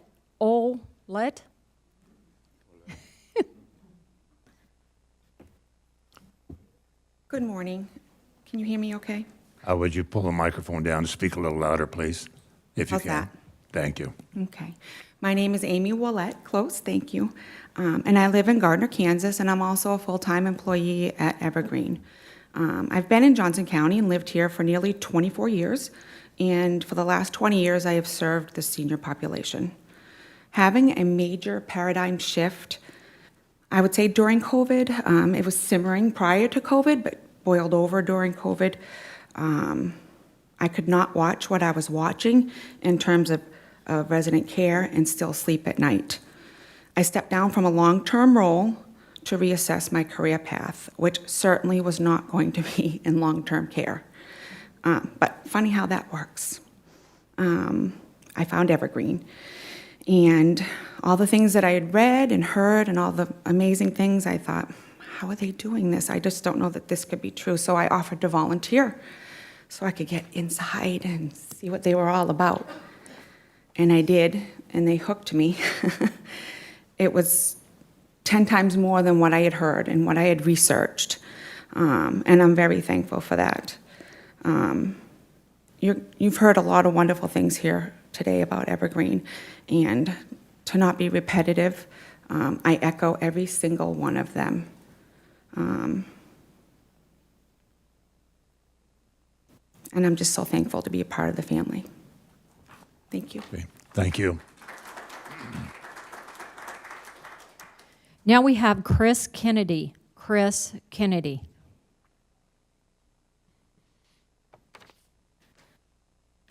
I hope you can hear me. Is this good?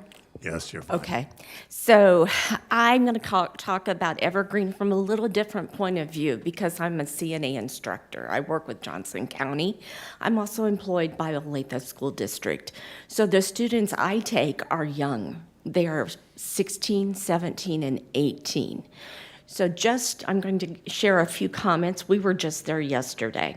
It was their first day. They're always very nervous. They're so afraid they're going to do something wrong. So a lot of my job is saying, just wait. You'll see. It will be just fine. Here were some of their comments afterwards. Well, I thought it would be kind of sterile looking, like a hospital. Evergreen isn't sterile looking. Each room, each resident is encouraged to decorate their room. One guy has hats all along his wall. We've got people that are Royals fans, Cowboys fans, and it's very obvious. So she was expecting a kind of a hospital situation. One of the other girls said, "It doesn't smell. I thought all these places smelled." She said, "All I smelled were chocolate chip cookies baking," and which we did not get at one, but that was okay. Another one said, "Why do you call all the residents by name?" Now, I've been going on and off to Evergreen for 16 years, but I've gone in the other times when I'm not there, I've been to many other long-term care homes. I said, because Mickey, I actually introduced them to Mickey yesterday, and they said, "What gives you the right to call the patients their first name, and how can you just go knock on their door, go in their room and talk to them?" I said, "Because..." I'm sorry to interrupt. Your 2 minutes is up. So sorry. I could talk forever about Evergreen. I'm sorry. Okay, thank you.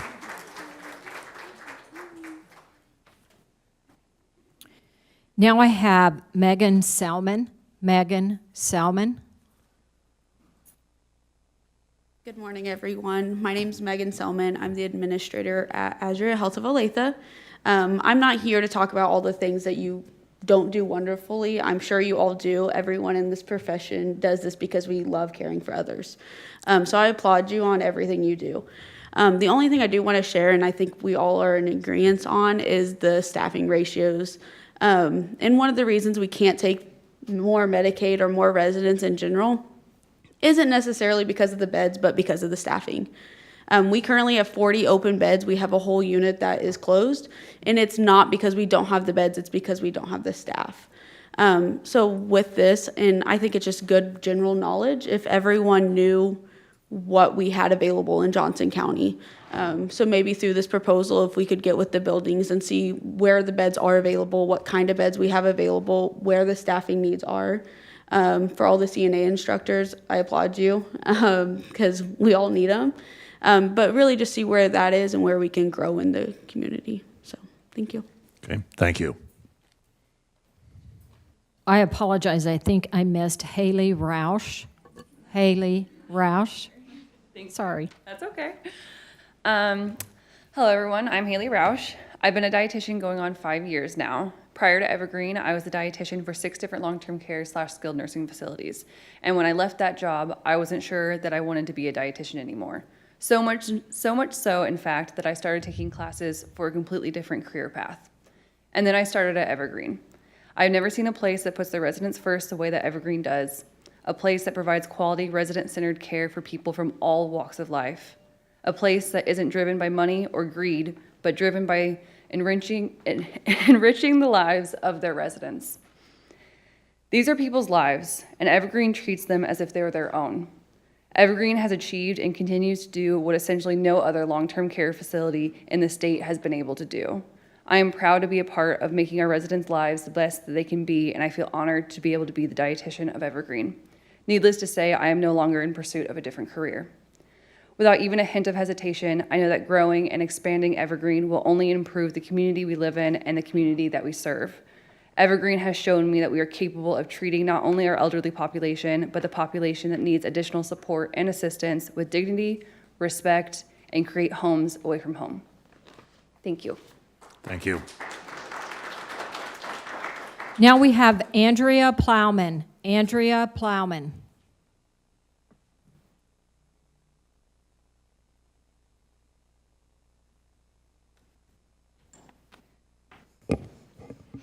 Andrea Plowman, Olathe, Kansas, 5th District.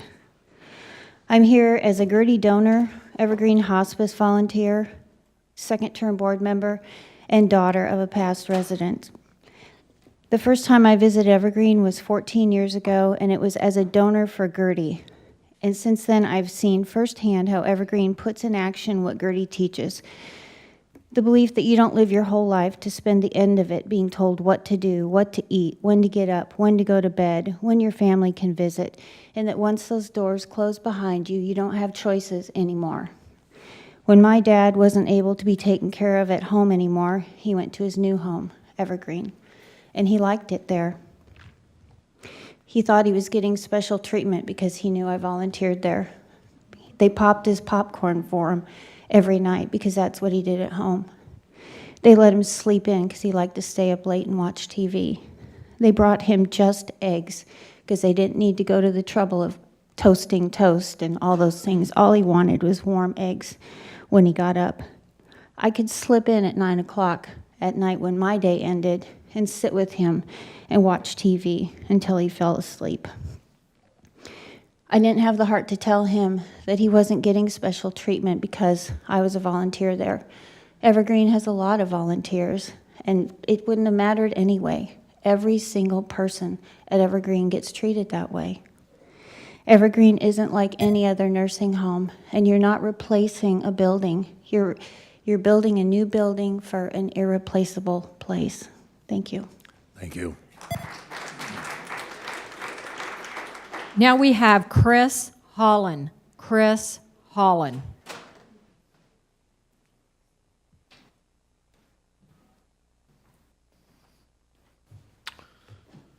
Good morning. My name is Chris Holland of Olathe, Kansas. I am the board chair for Evergreen. I chose to join Evergreen's board roughly 3 years ago because I wanted to volunteer with an organization that shared similar values as my own and shared my passion for helping seniors. I choose to volunteer my time with Evergreen because they provide award-winning care for seniors in our community that may not otherwise have the means to pay for their care. Over the course of my time on Evergreen Board, I've had the wonderful privilege of interacting with the caring and dedicated staff and, of course, the residents that call Evergreen home. In my professional career, I often find myself in other long-term care facilities all over our county, and I can tell you from firsthand experience that Evergreen is different than most. Specifically, the other nursing homes, the other homes that provide primary Medicaid resident beds. You can feel the difference when you walk through the doors. This is these people's homes. Our seniors deserve a clean and dignified place to call home toward the end of their lives. A rather timely article came out just a few minutes ago from USA Today.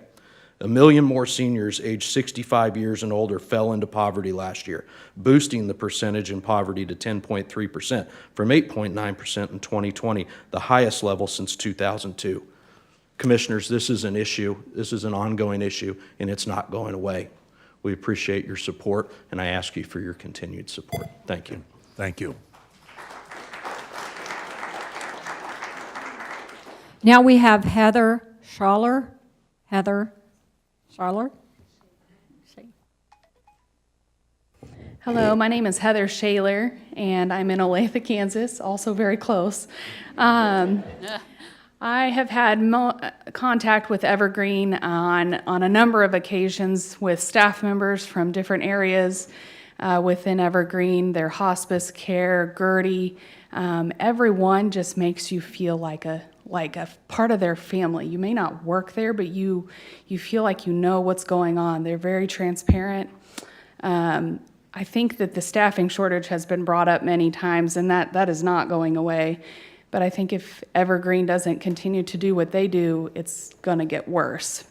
Through Gertie, they keep our currently licensed people, they keep them able to do their jobs through continuing ed.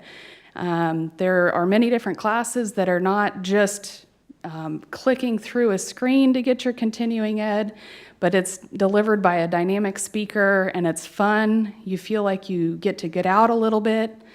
And then I'll just echo what everybody said about the community itself. That person first. I come from a background of working with people with disabilities, and that person-centered care is truly important for our most vulnerable citizens.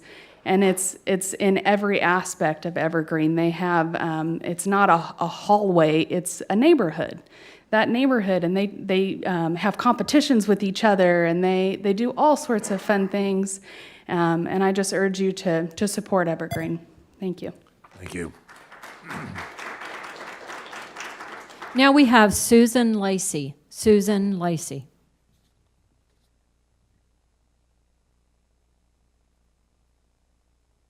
Good morning. I'm Susan Lacey, and I live in Overland Park. And my mother moved into Evergreen about a little over a year ago. And at that time, we chose Evergreen, in which we've talked about the CMS ratings, the high ratings they had, talking with the staff. And at the time, during COVID, everything was Zoom.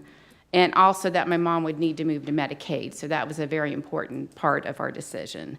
Moving during COVID was very challenging, to say the least, and it really didn't come about until earlier this year when the community started opening up and you could visit a resident in their room, see the staff in the hallway, meet the workers, that you found that it wasn't just one aide that was outstanding or a nurse that was outstanding. The entire staff at Evergreen is just over the top. They're respectful, they're welcoming, and they're dedicated to their jobs. Loved ones like my mom, medical needs, dementia, maybe Alzheimer's, they thrive on consistency and familiar faces. And to my mom, the familiar faces is what she gets up to see every morning, is all the aides. It would be a detriment if my mom needed to move to a new community. She has purpose, she has meaningful activities, and just the last few months she started coloring. And to our amazement, she is just thrilled to color. And it's not just to color the picture, she's coloring it for a person. So it means something to get the right colors. The dining room manager, the person who gives her her medication, that's her purpose.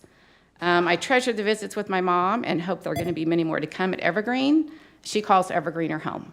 Thank you. Thank you.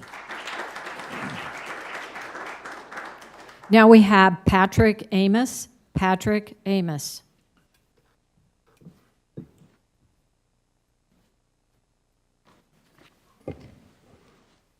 Patrick Amos, Lenexa.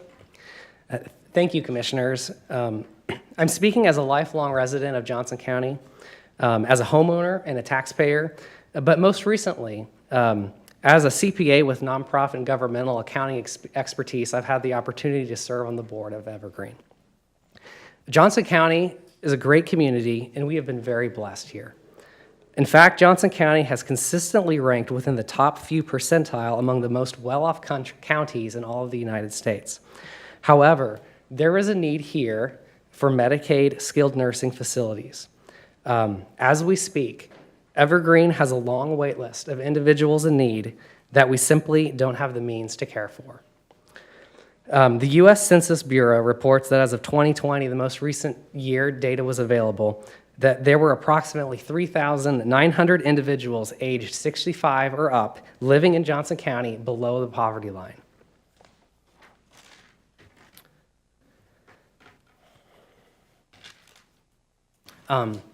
If we in Johnson County, as blessed as we are in Johnson County, do not collectively do whatever we can to take care of our most vulnerable citizens, then we will have missed the mark.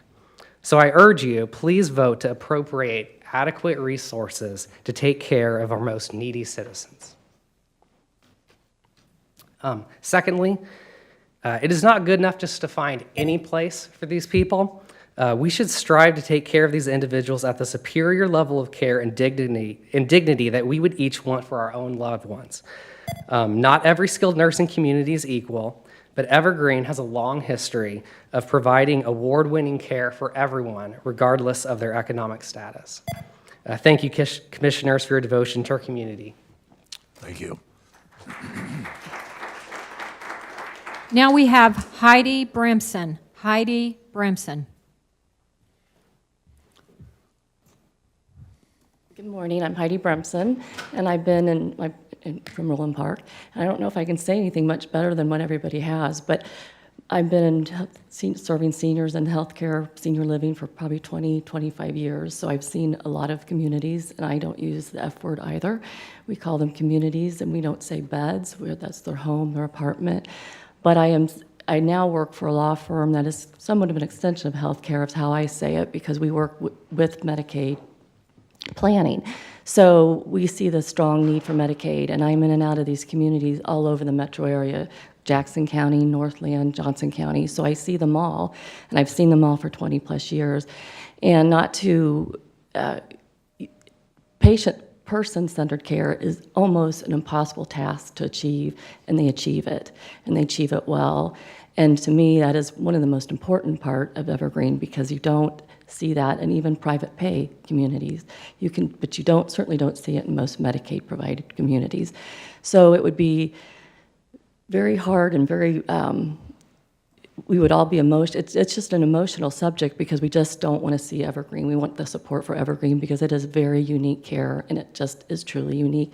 And I personally see that care every day, everywhere throughout the metro area, and they are so very unique. So thank you. Thank you. Now we have Chris Osborne. Chris Osborne. Hello, Chris Osborne, Olathe. I'm also the CEO of Evergreen Community. So Evergreen Community is a special place for me. It's been my workplace home for close to 17 years. I've been an RN for 26 years and worked in long-term care for 23 of those years. As a nurse, I've never thought I'd work in a nursing home. That all changed when my grandpa passed away, and I lived with my grandma for 2 years so she wouldn't have to give up her home and move to a senior living community. That personal experience changed my career path.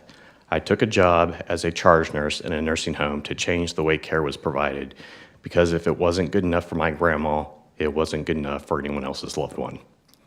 Evergreen Community has a person-directed care philosophy and culture like no other. It is why I stay, and it is why others in this room come to live and work at Evergreen. They are passionate about the Evergreen way. No one wants to live to be 80 years old and be told when to get up, what to eat, and when to go to bed. So at Evergreen, the residents direct their daily schedule for the staff. It may seem like a simple, common sense philosophy, but unfortunately is not all that common. As employees, we are here to serve our mission and give residents the dignity, respect, and choice they deserve. We have a mission to serve the indigent in Johnson County. This mission dates back to 1864 when the county started the Johnson County Poor Farm. In 2003, the county passed that mission on to Evergreen. And Evergreen's had a very successful 20-year partnership with the county, and we are a hidden gem. We are recognized across the state as a leader in long-term care. Johnson County strives to be the best and is ranked one of the best places to live. We have the best roads, parks, schools, water systems, public safety. Johnson County should also have the best long-term care for our citizens regardless of pay or source. Paraphrasing Gandhi, the true measure of any society can be found in how it treats its most vulnerable. Investing in the future of Evergreen is investing in the future of the most vulnerable in Johnson County. Commissioners, with your support, we will continue our success in caring for the most vulnerable with integrity and compassion. Thank you. Thank you. Now we have Jamie Milford. Jamie Milford.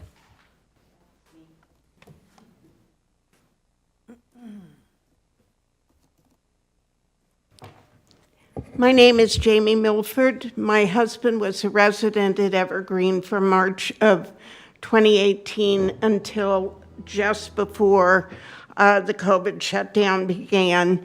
I went to see him every day. I was there about 9 to 2 or 3 in the afternoon. I ate lunch there every day. He lived in 2 of the neighborhoods. Then COVID came along. I stayed in touch with some residents through Facebook. And now, happily, I'm back to what I call my Evergreen family. And it's nothing, that's what it is there, with all my friends, the residents, the staff. And I call bingo. We have a new group called Good Old Days where I and the residents explore how it used to be in old times. I've got 3 who are in their 90s who, when we talked about our primary school experience, they went to one-room schoolhouses. 2 of them walked some distance. 1 of them rode a horse. The schoolhouse was 3 miles from the farm. People asked, well, what did your horse do all day? Well, the horse went back to the barn and the horse came back at 3 o'clock and got her, of course. Of course. The point of that really is, particularly Good Old Days, is residents wanted to get to know one another better. And what a great way to do it without being intrusive. The overall concept of Evergreen, and you'll see it on T-shirts and you'll see it everywhere, is kindness matters. And it does matter. It is absolutely paramount. And it stretches from, if you don't want to eat what's on the lunch menu, we'll fix you something else. You want an egg salad sandwich? You got it. You want a chef salad, you've got it. You want to sleep till 10 o'clock and not have breakfast till then, you've got it. It is just home. And I just want to add, you all in your write-up about today talked about continuing to All right. provide I'm sorry. exemplary care. Thank you You've very done much. it. Thank you. Thank you very much. Now we have Joe Ewert. Joe Ewert.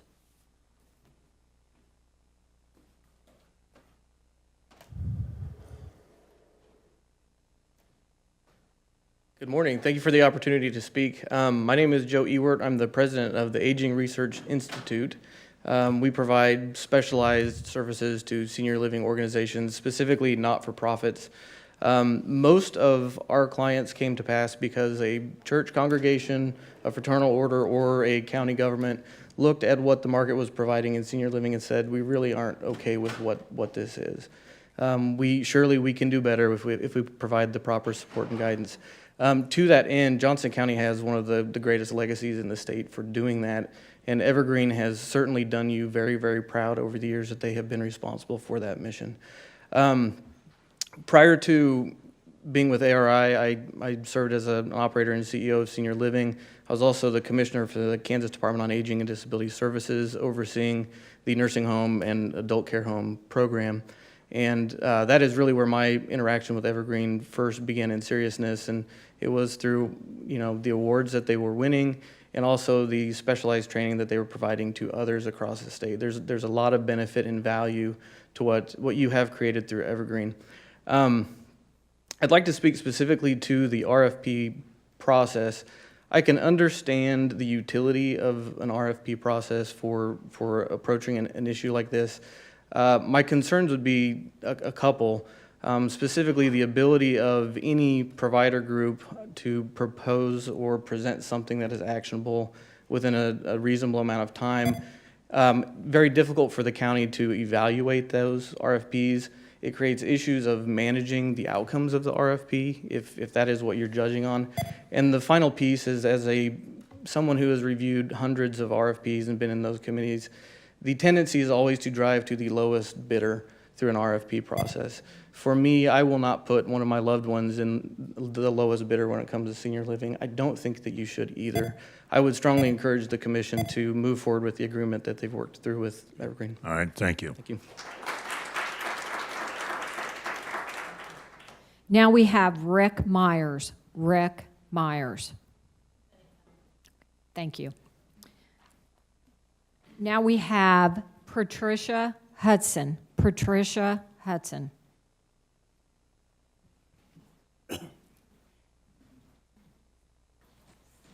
Hi, I'm Patricia Hudson. I work at Evergreen. I worked at Evergreen for 10 years, just had my 10-year anniversary. I drive 45 minutes to work at Evergreen every day because there's no other place like Evergreen. And you've heard it a million times already, but it truly is true. There is no other place like Evergreen, like it in Kansas or Missouri. I've had the opportunity to work at other places, closer to home, and have chosen to stay at Evergreen because of their special philosophy of care. It's my philosophy of care. It's probably your philosophy of care. You want to be treated how you would want to how you'd want to treat others. Person-centered care. Our residents have the choice, and they choose how we care for them. We work for them. Evergreen's unique. It's a unicorn.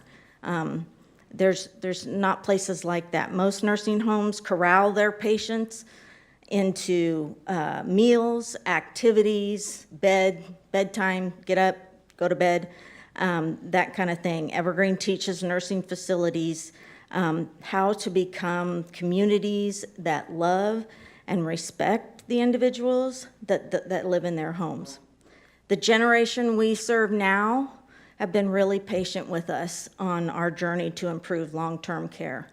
But the baby boomers that will be moving into long-term care, they're going to demand person-centered care. So please, please help us to continue to serve those who are underserved. Thank you. Thank you. Now we have Shirley McQuestion. Shirley McQuestion.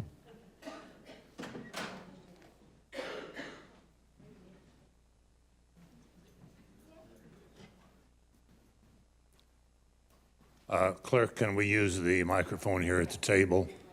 Yeah.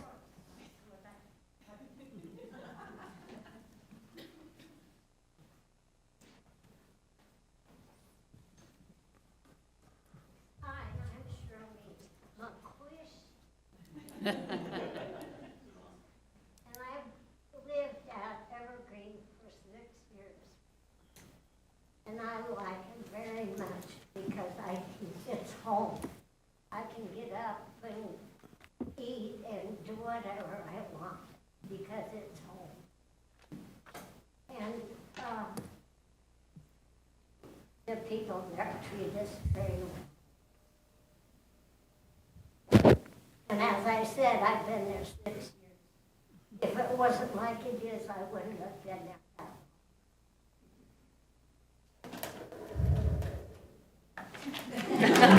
Well, thank you very much. Thank you for being here and sharing that. Now we have John Wright. John Wright. Okay, thank you. Now we have Penny Schaefer. Penny Schaefer. Penny Schaefer from Olathe. I come to you all today from a little bit of a unique perspective. I am a nurse for 45 years, and for 20 of those years I was a consultant to long-term care homes from Hiawatha to Parsons and from Burlington to Kansas City, Kansas. I have been in so many nursing homes interviewing residents and trying to help the staff and the physicians there with behavior problems, with failure to thrive, with depression, all manner of mental and emotional and behavioral issues. I retired from that to go to work for nursing for Evergreen Living. And I went there at a time when we were beginning the culture change from the medical model to person-centered care that you've heard from so well here. I was the first, I started Gertie, and it is my pleasure to have Belinda in charge of that now. And one of my first duties was to help residents there decorate their neighborhoods. Now, the neighborhood I got to be involved with wanted to do their bath and shower room in the outhouse motif. And so we did. I have had an aunt, an uncle, and my mother at Evergreen. And my aunt and my uncle were extremely depressed when they entered there. They stayed there until their passing with Evergreen Hospice, and I saw them gain weight, flourish, be involved in activities, and have a home again. Please continue to support this unbelievable place. Thank you. Now we have Steve Cooker. Steve Cooker. Thank you. Now we have Mary Bibler. Mary Bibler.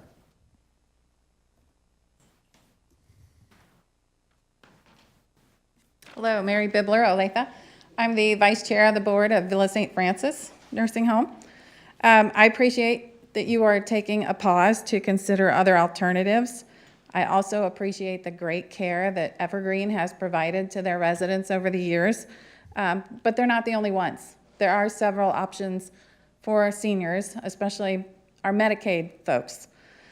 Picking one entity, especially one that has admitted that they will lower their Medicaid percentage, does not create a solution for the disadvantaged elderly across our county.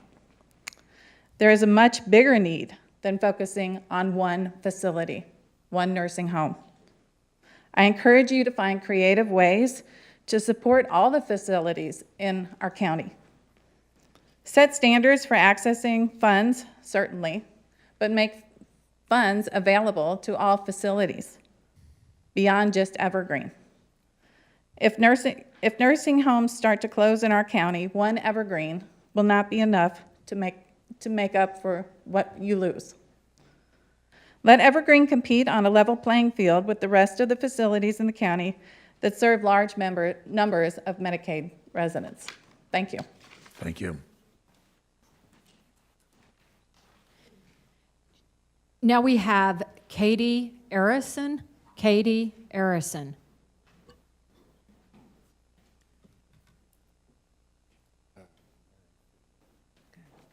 Good morning. My name is Katie Aronson. It was close. And I live in Prairie Village. I have been a lifelong resident of Johnson County, and for close to 15 years, I have worked in the senior living and healthcare sector in Johnson County.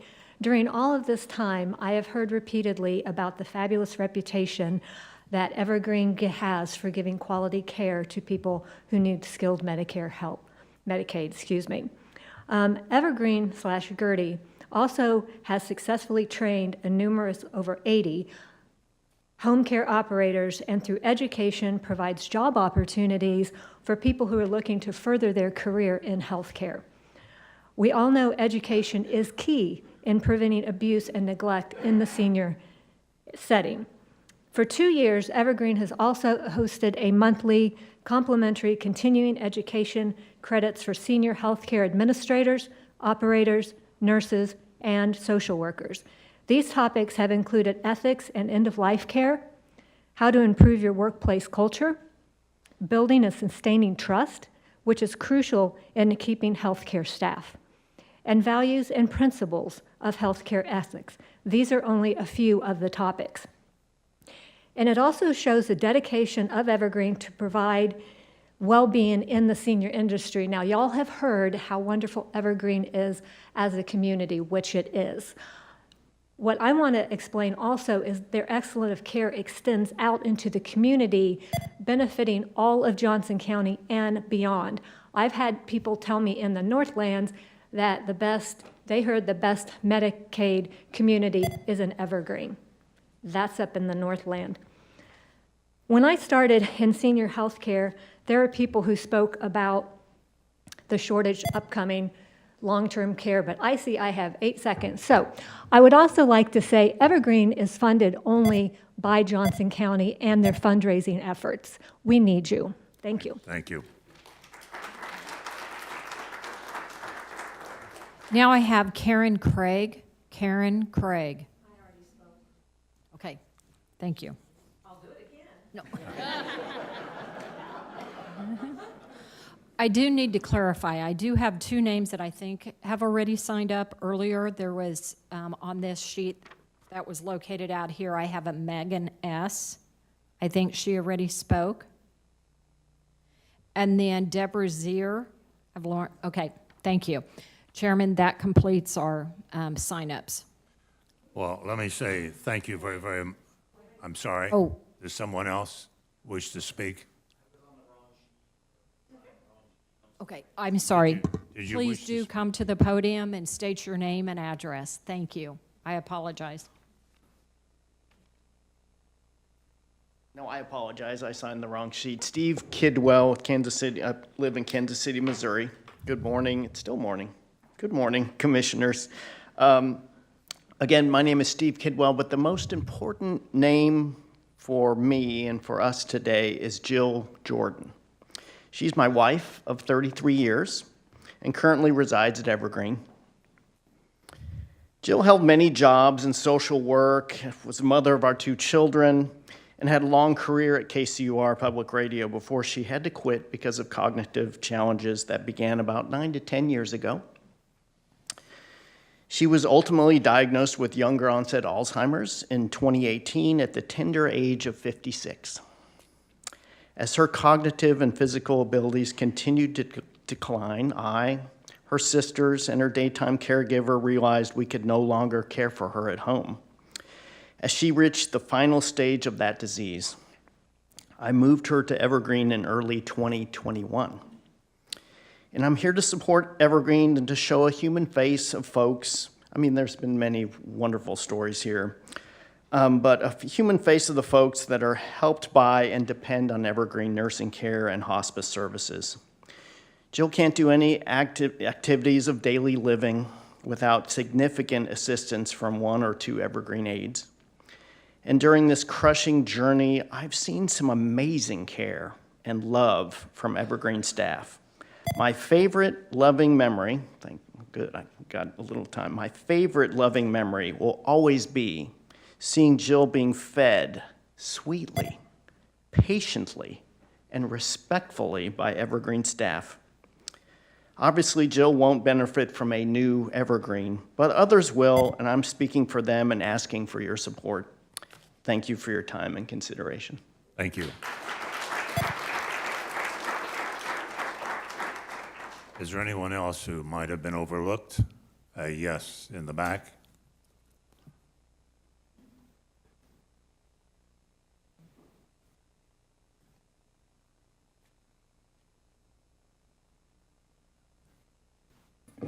Hi, my name is Phil Bauer. I'm from Leewood. I'm in the 1st District. And I just want to thank all of you commissioners, and especially Mr. Thompson, I want to thank you for really being problem solvers about this situation. From what I understand, we know that the current building is going to need to be torn down. And I appreciate you being just going through all the work to do thorough RFPs that really take into account all options. Because what we've heard today is it's not about a building, it's about the people, it's about the care. And to find an option that's not just about the building is really good. And I just want all of you to know that we really appreciate that and that you really appreciate looking at all the options. Thank you. Thank you. Is there anyone else? All right, that concludes our public comment portion on this item. I'll just take a quick step back. We're at this point because of a 20-year agreement that was signed by the county, providing in gross numbers $1 million subsidy each year to the Evergreen facility. We have roughly 5 years left on that agreement.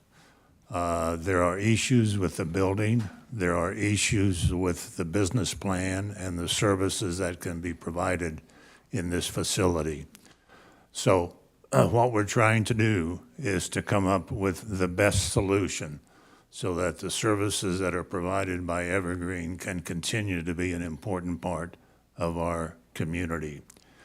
The one proposal that was before us last week was to use federal dollars that have come to us because of the federal programs allowing Evergreen to purchase land and to build facilities which would accomplish a range of services and would allow them to become self-sufficient. Part of that, I am told, of the idea of that 20-year agreement was that they would have time to raise private funds. Well, shortly after that agreement was signed, we had a recession, which lasted for 3, 4, 5 years. Following that, we had a pandemic, which inhibited many activities and business plans. So we are at this point of trying to determine what is best. We did have the proposal last week to use $25 million of the funds that have come to us from the federal government, plus another $4 million roughly, which would include the rest of the obligation that the county has for the next 5 years. And there were a lot of issues raised at that time. So I think we're at the point where, all of us who are familiar with Evergreen understand the excellent program that you've provided to our community. the current facility has shortcomings in more than one way. And so how do we move forward? We're looking for the best option, which would preserve the Evergreen commitment to our community and at the same time allow them to become more self-sufficient. So I don't know what we're going to receive, from the RFPs, but that information would be carefully evaluated, and we could also look at that in regards to a positive future for Evergreen and the programs that they offer. So that's the motion that's before us, and passing this motion does not mean that we've given up or are negative on Evergreen. We're looking for a best way so that the programs and the activities of this spatial facility can continue. Mr. Ashcraft. Thank you, Mr. Chairman, and thank you for your summary. I think you captured many of the thoughts that were going through my mind.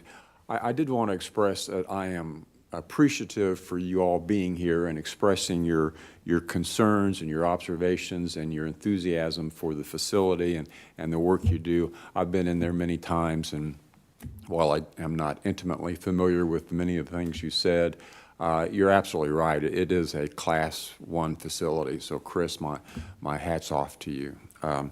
And I'm glad also that the discussion has come to this point, because whether we like it or not, there is going to be a change.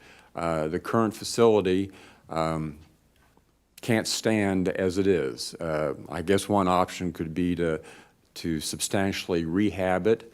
Another is to rebuild it or some other solution. And the challenge we have a little bit is timing.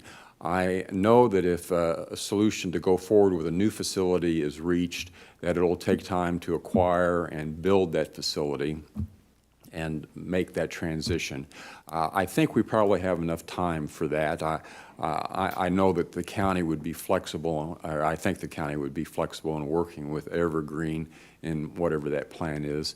The other thing that weighs on us, quite honestly, and I hope this is not divulging any major secret, but Mr. Thompson will be leaving us for some other dismal opportunity in Arizona. But Mr. Thompson has provided a key role, a key leadership service on many things, but particularly on Evergreen. And so having his expertise at hand is very valuable and very important. Last week, though, listening to the conversation, as I see it, there are three issues that need to be addressed. And I'm not sure that they are necessarily equal, but I'm not saying they're unequal. First is, and as many of you so eloquently have outlined, is the service model that Evergreen provides. And I'm not saying it's perfect, but in terms of the field of service for aging support, it's pretty close. It's pretty close.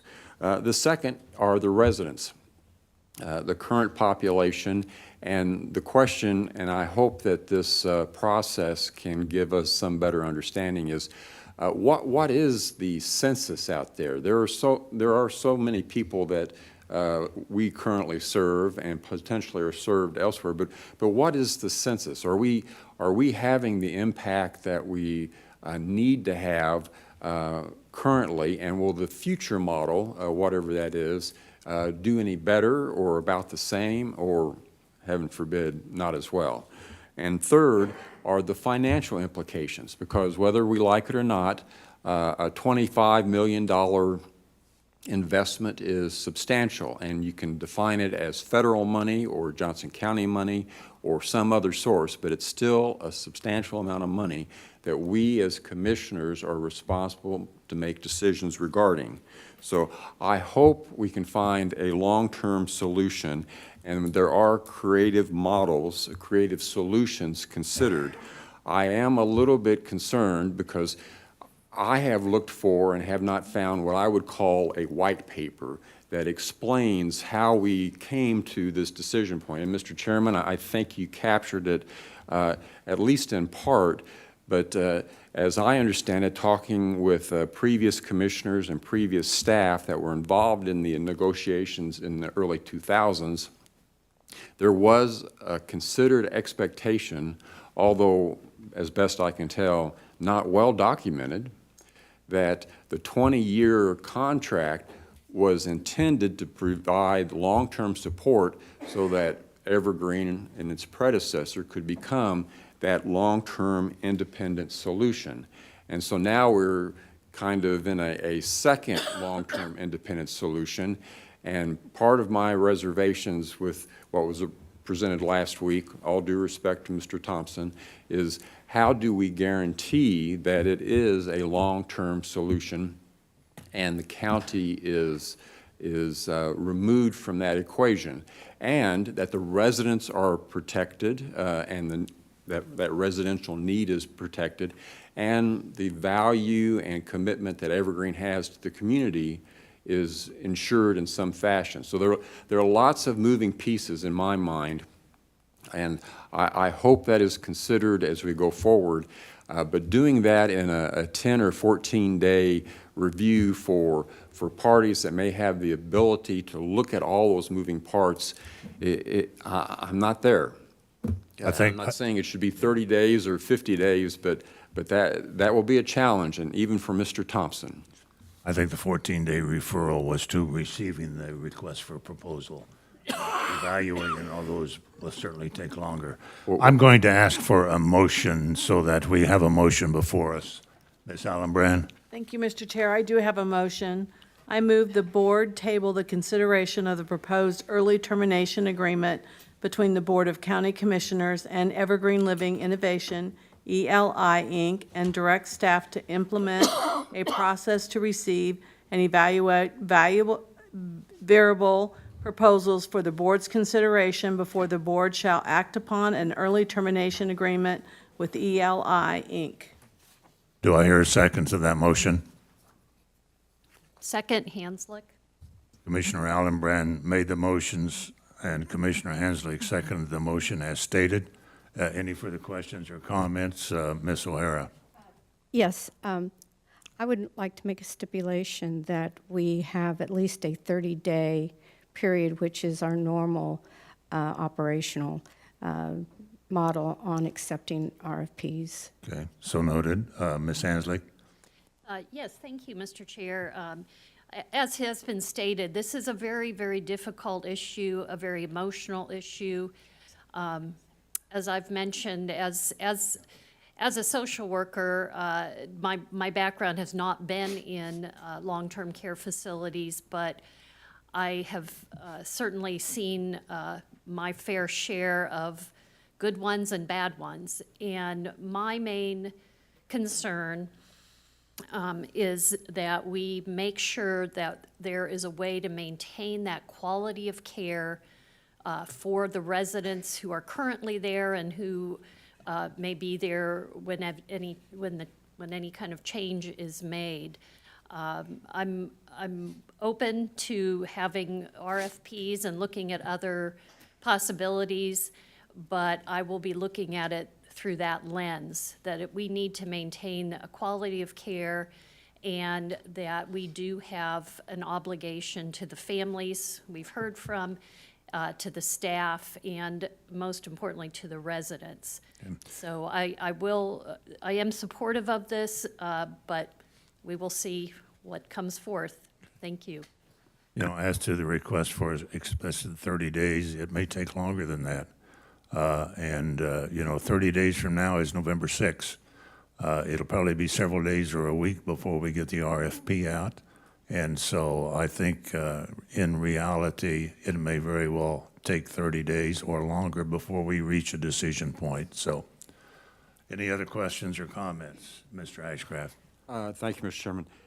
Mr. Chairman, all due respect, my perspective is not how quickly it comes back to us, but to make sure that what goes out to the marketplace, those people, interests, opportunities that could be creative have a chance to consider and understand what the dynamic is, because one gentleman said we do not want to take the low bid, and I couldn't agree more. But I want to make sure that whoever makes any proposals has understood completely the dynamic that we're facing and the implications. So that's what I mean by 30, what I meant by 30 days. I see. Well, again, that information will be contained in the RFP that goes out.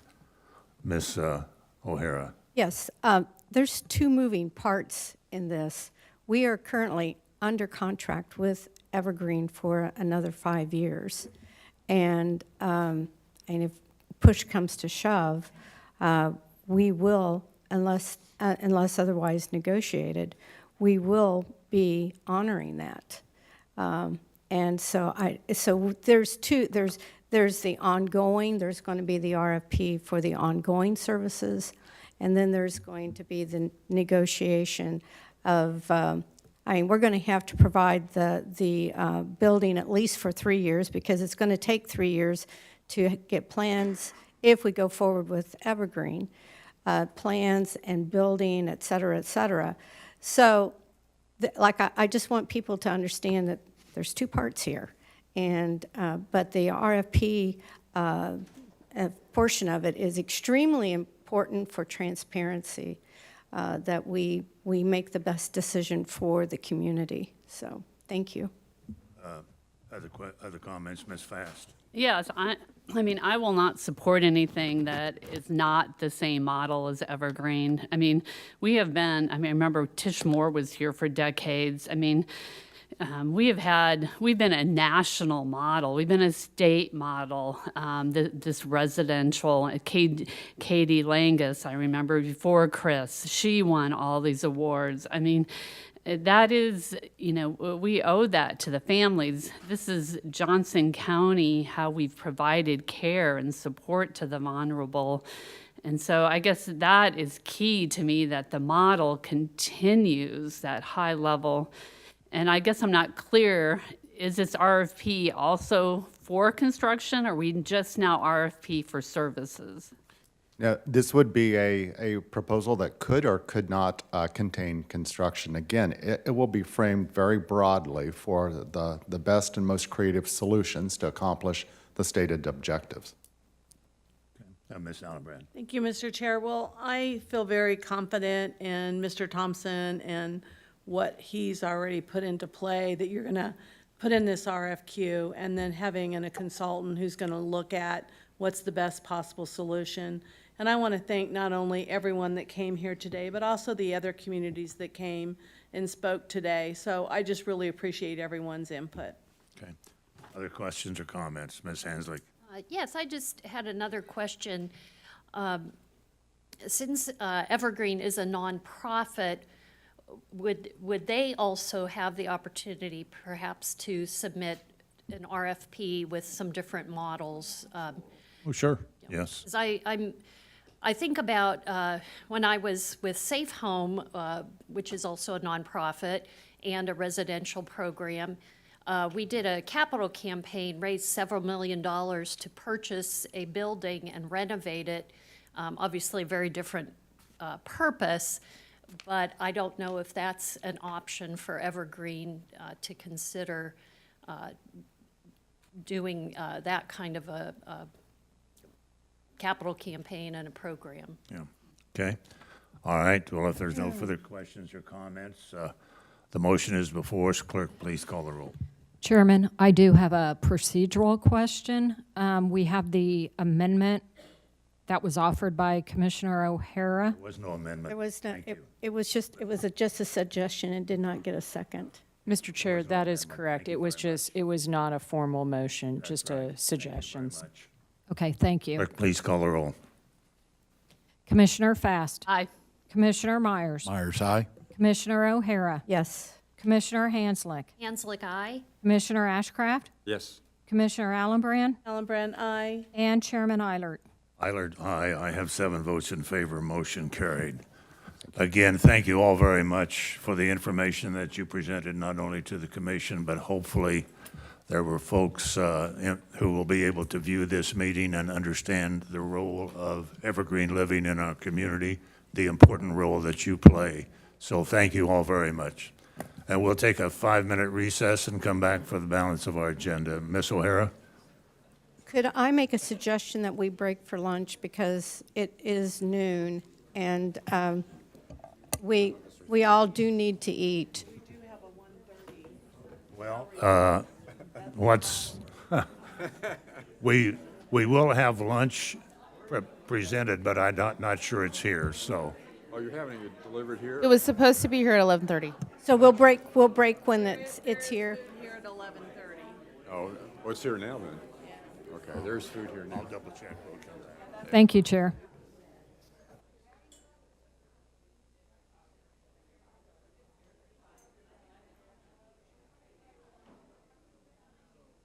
Recording stopped.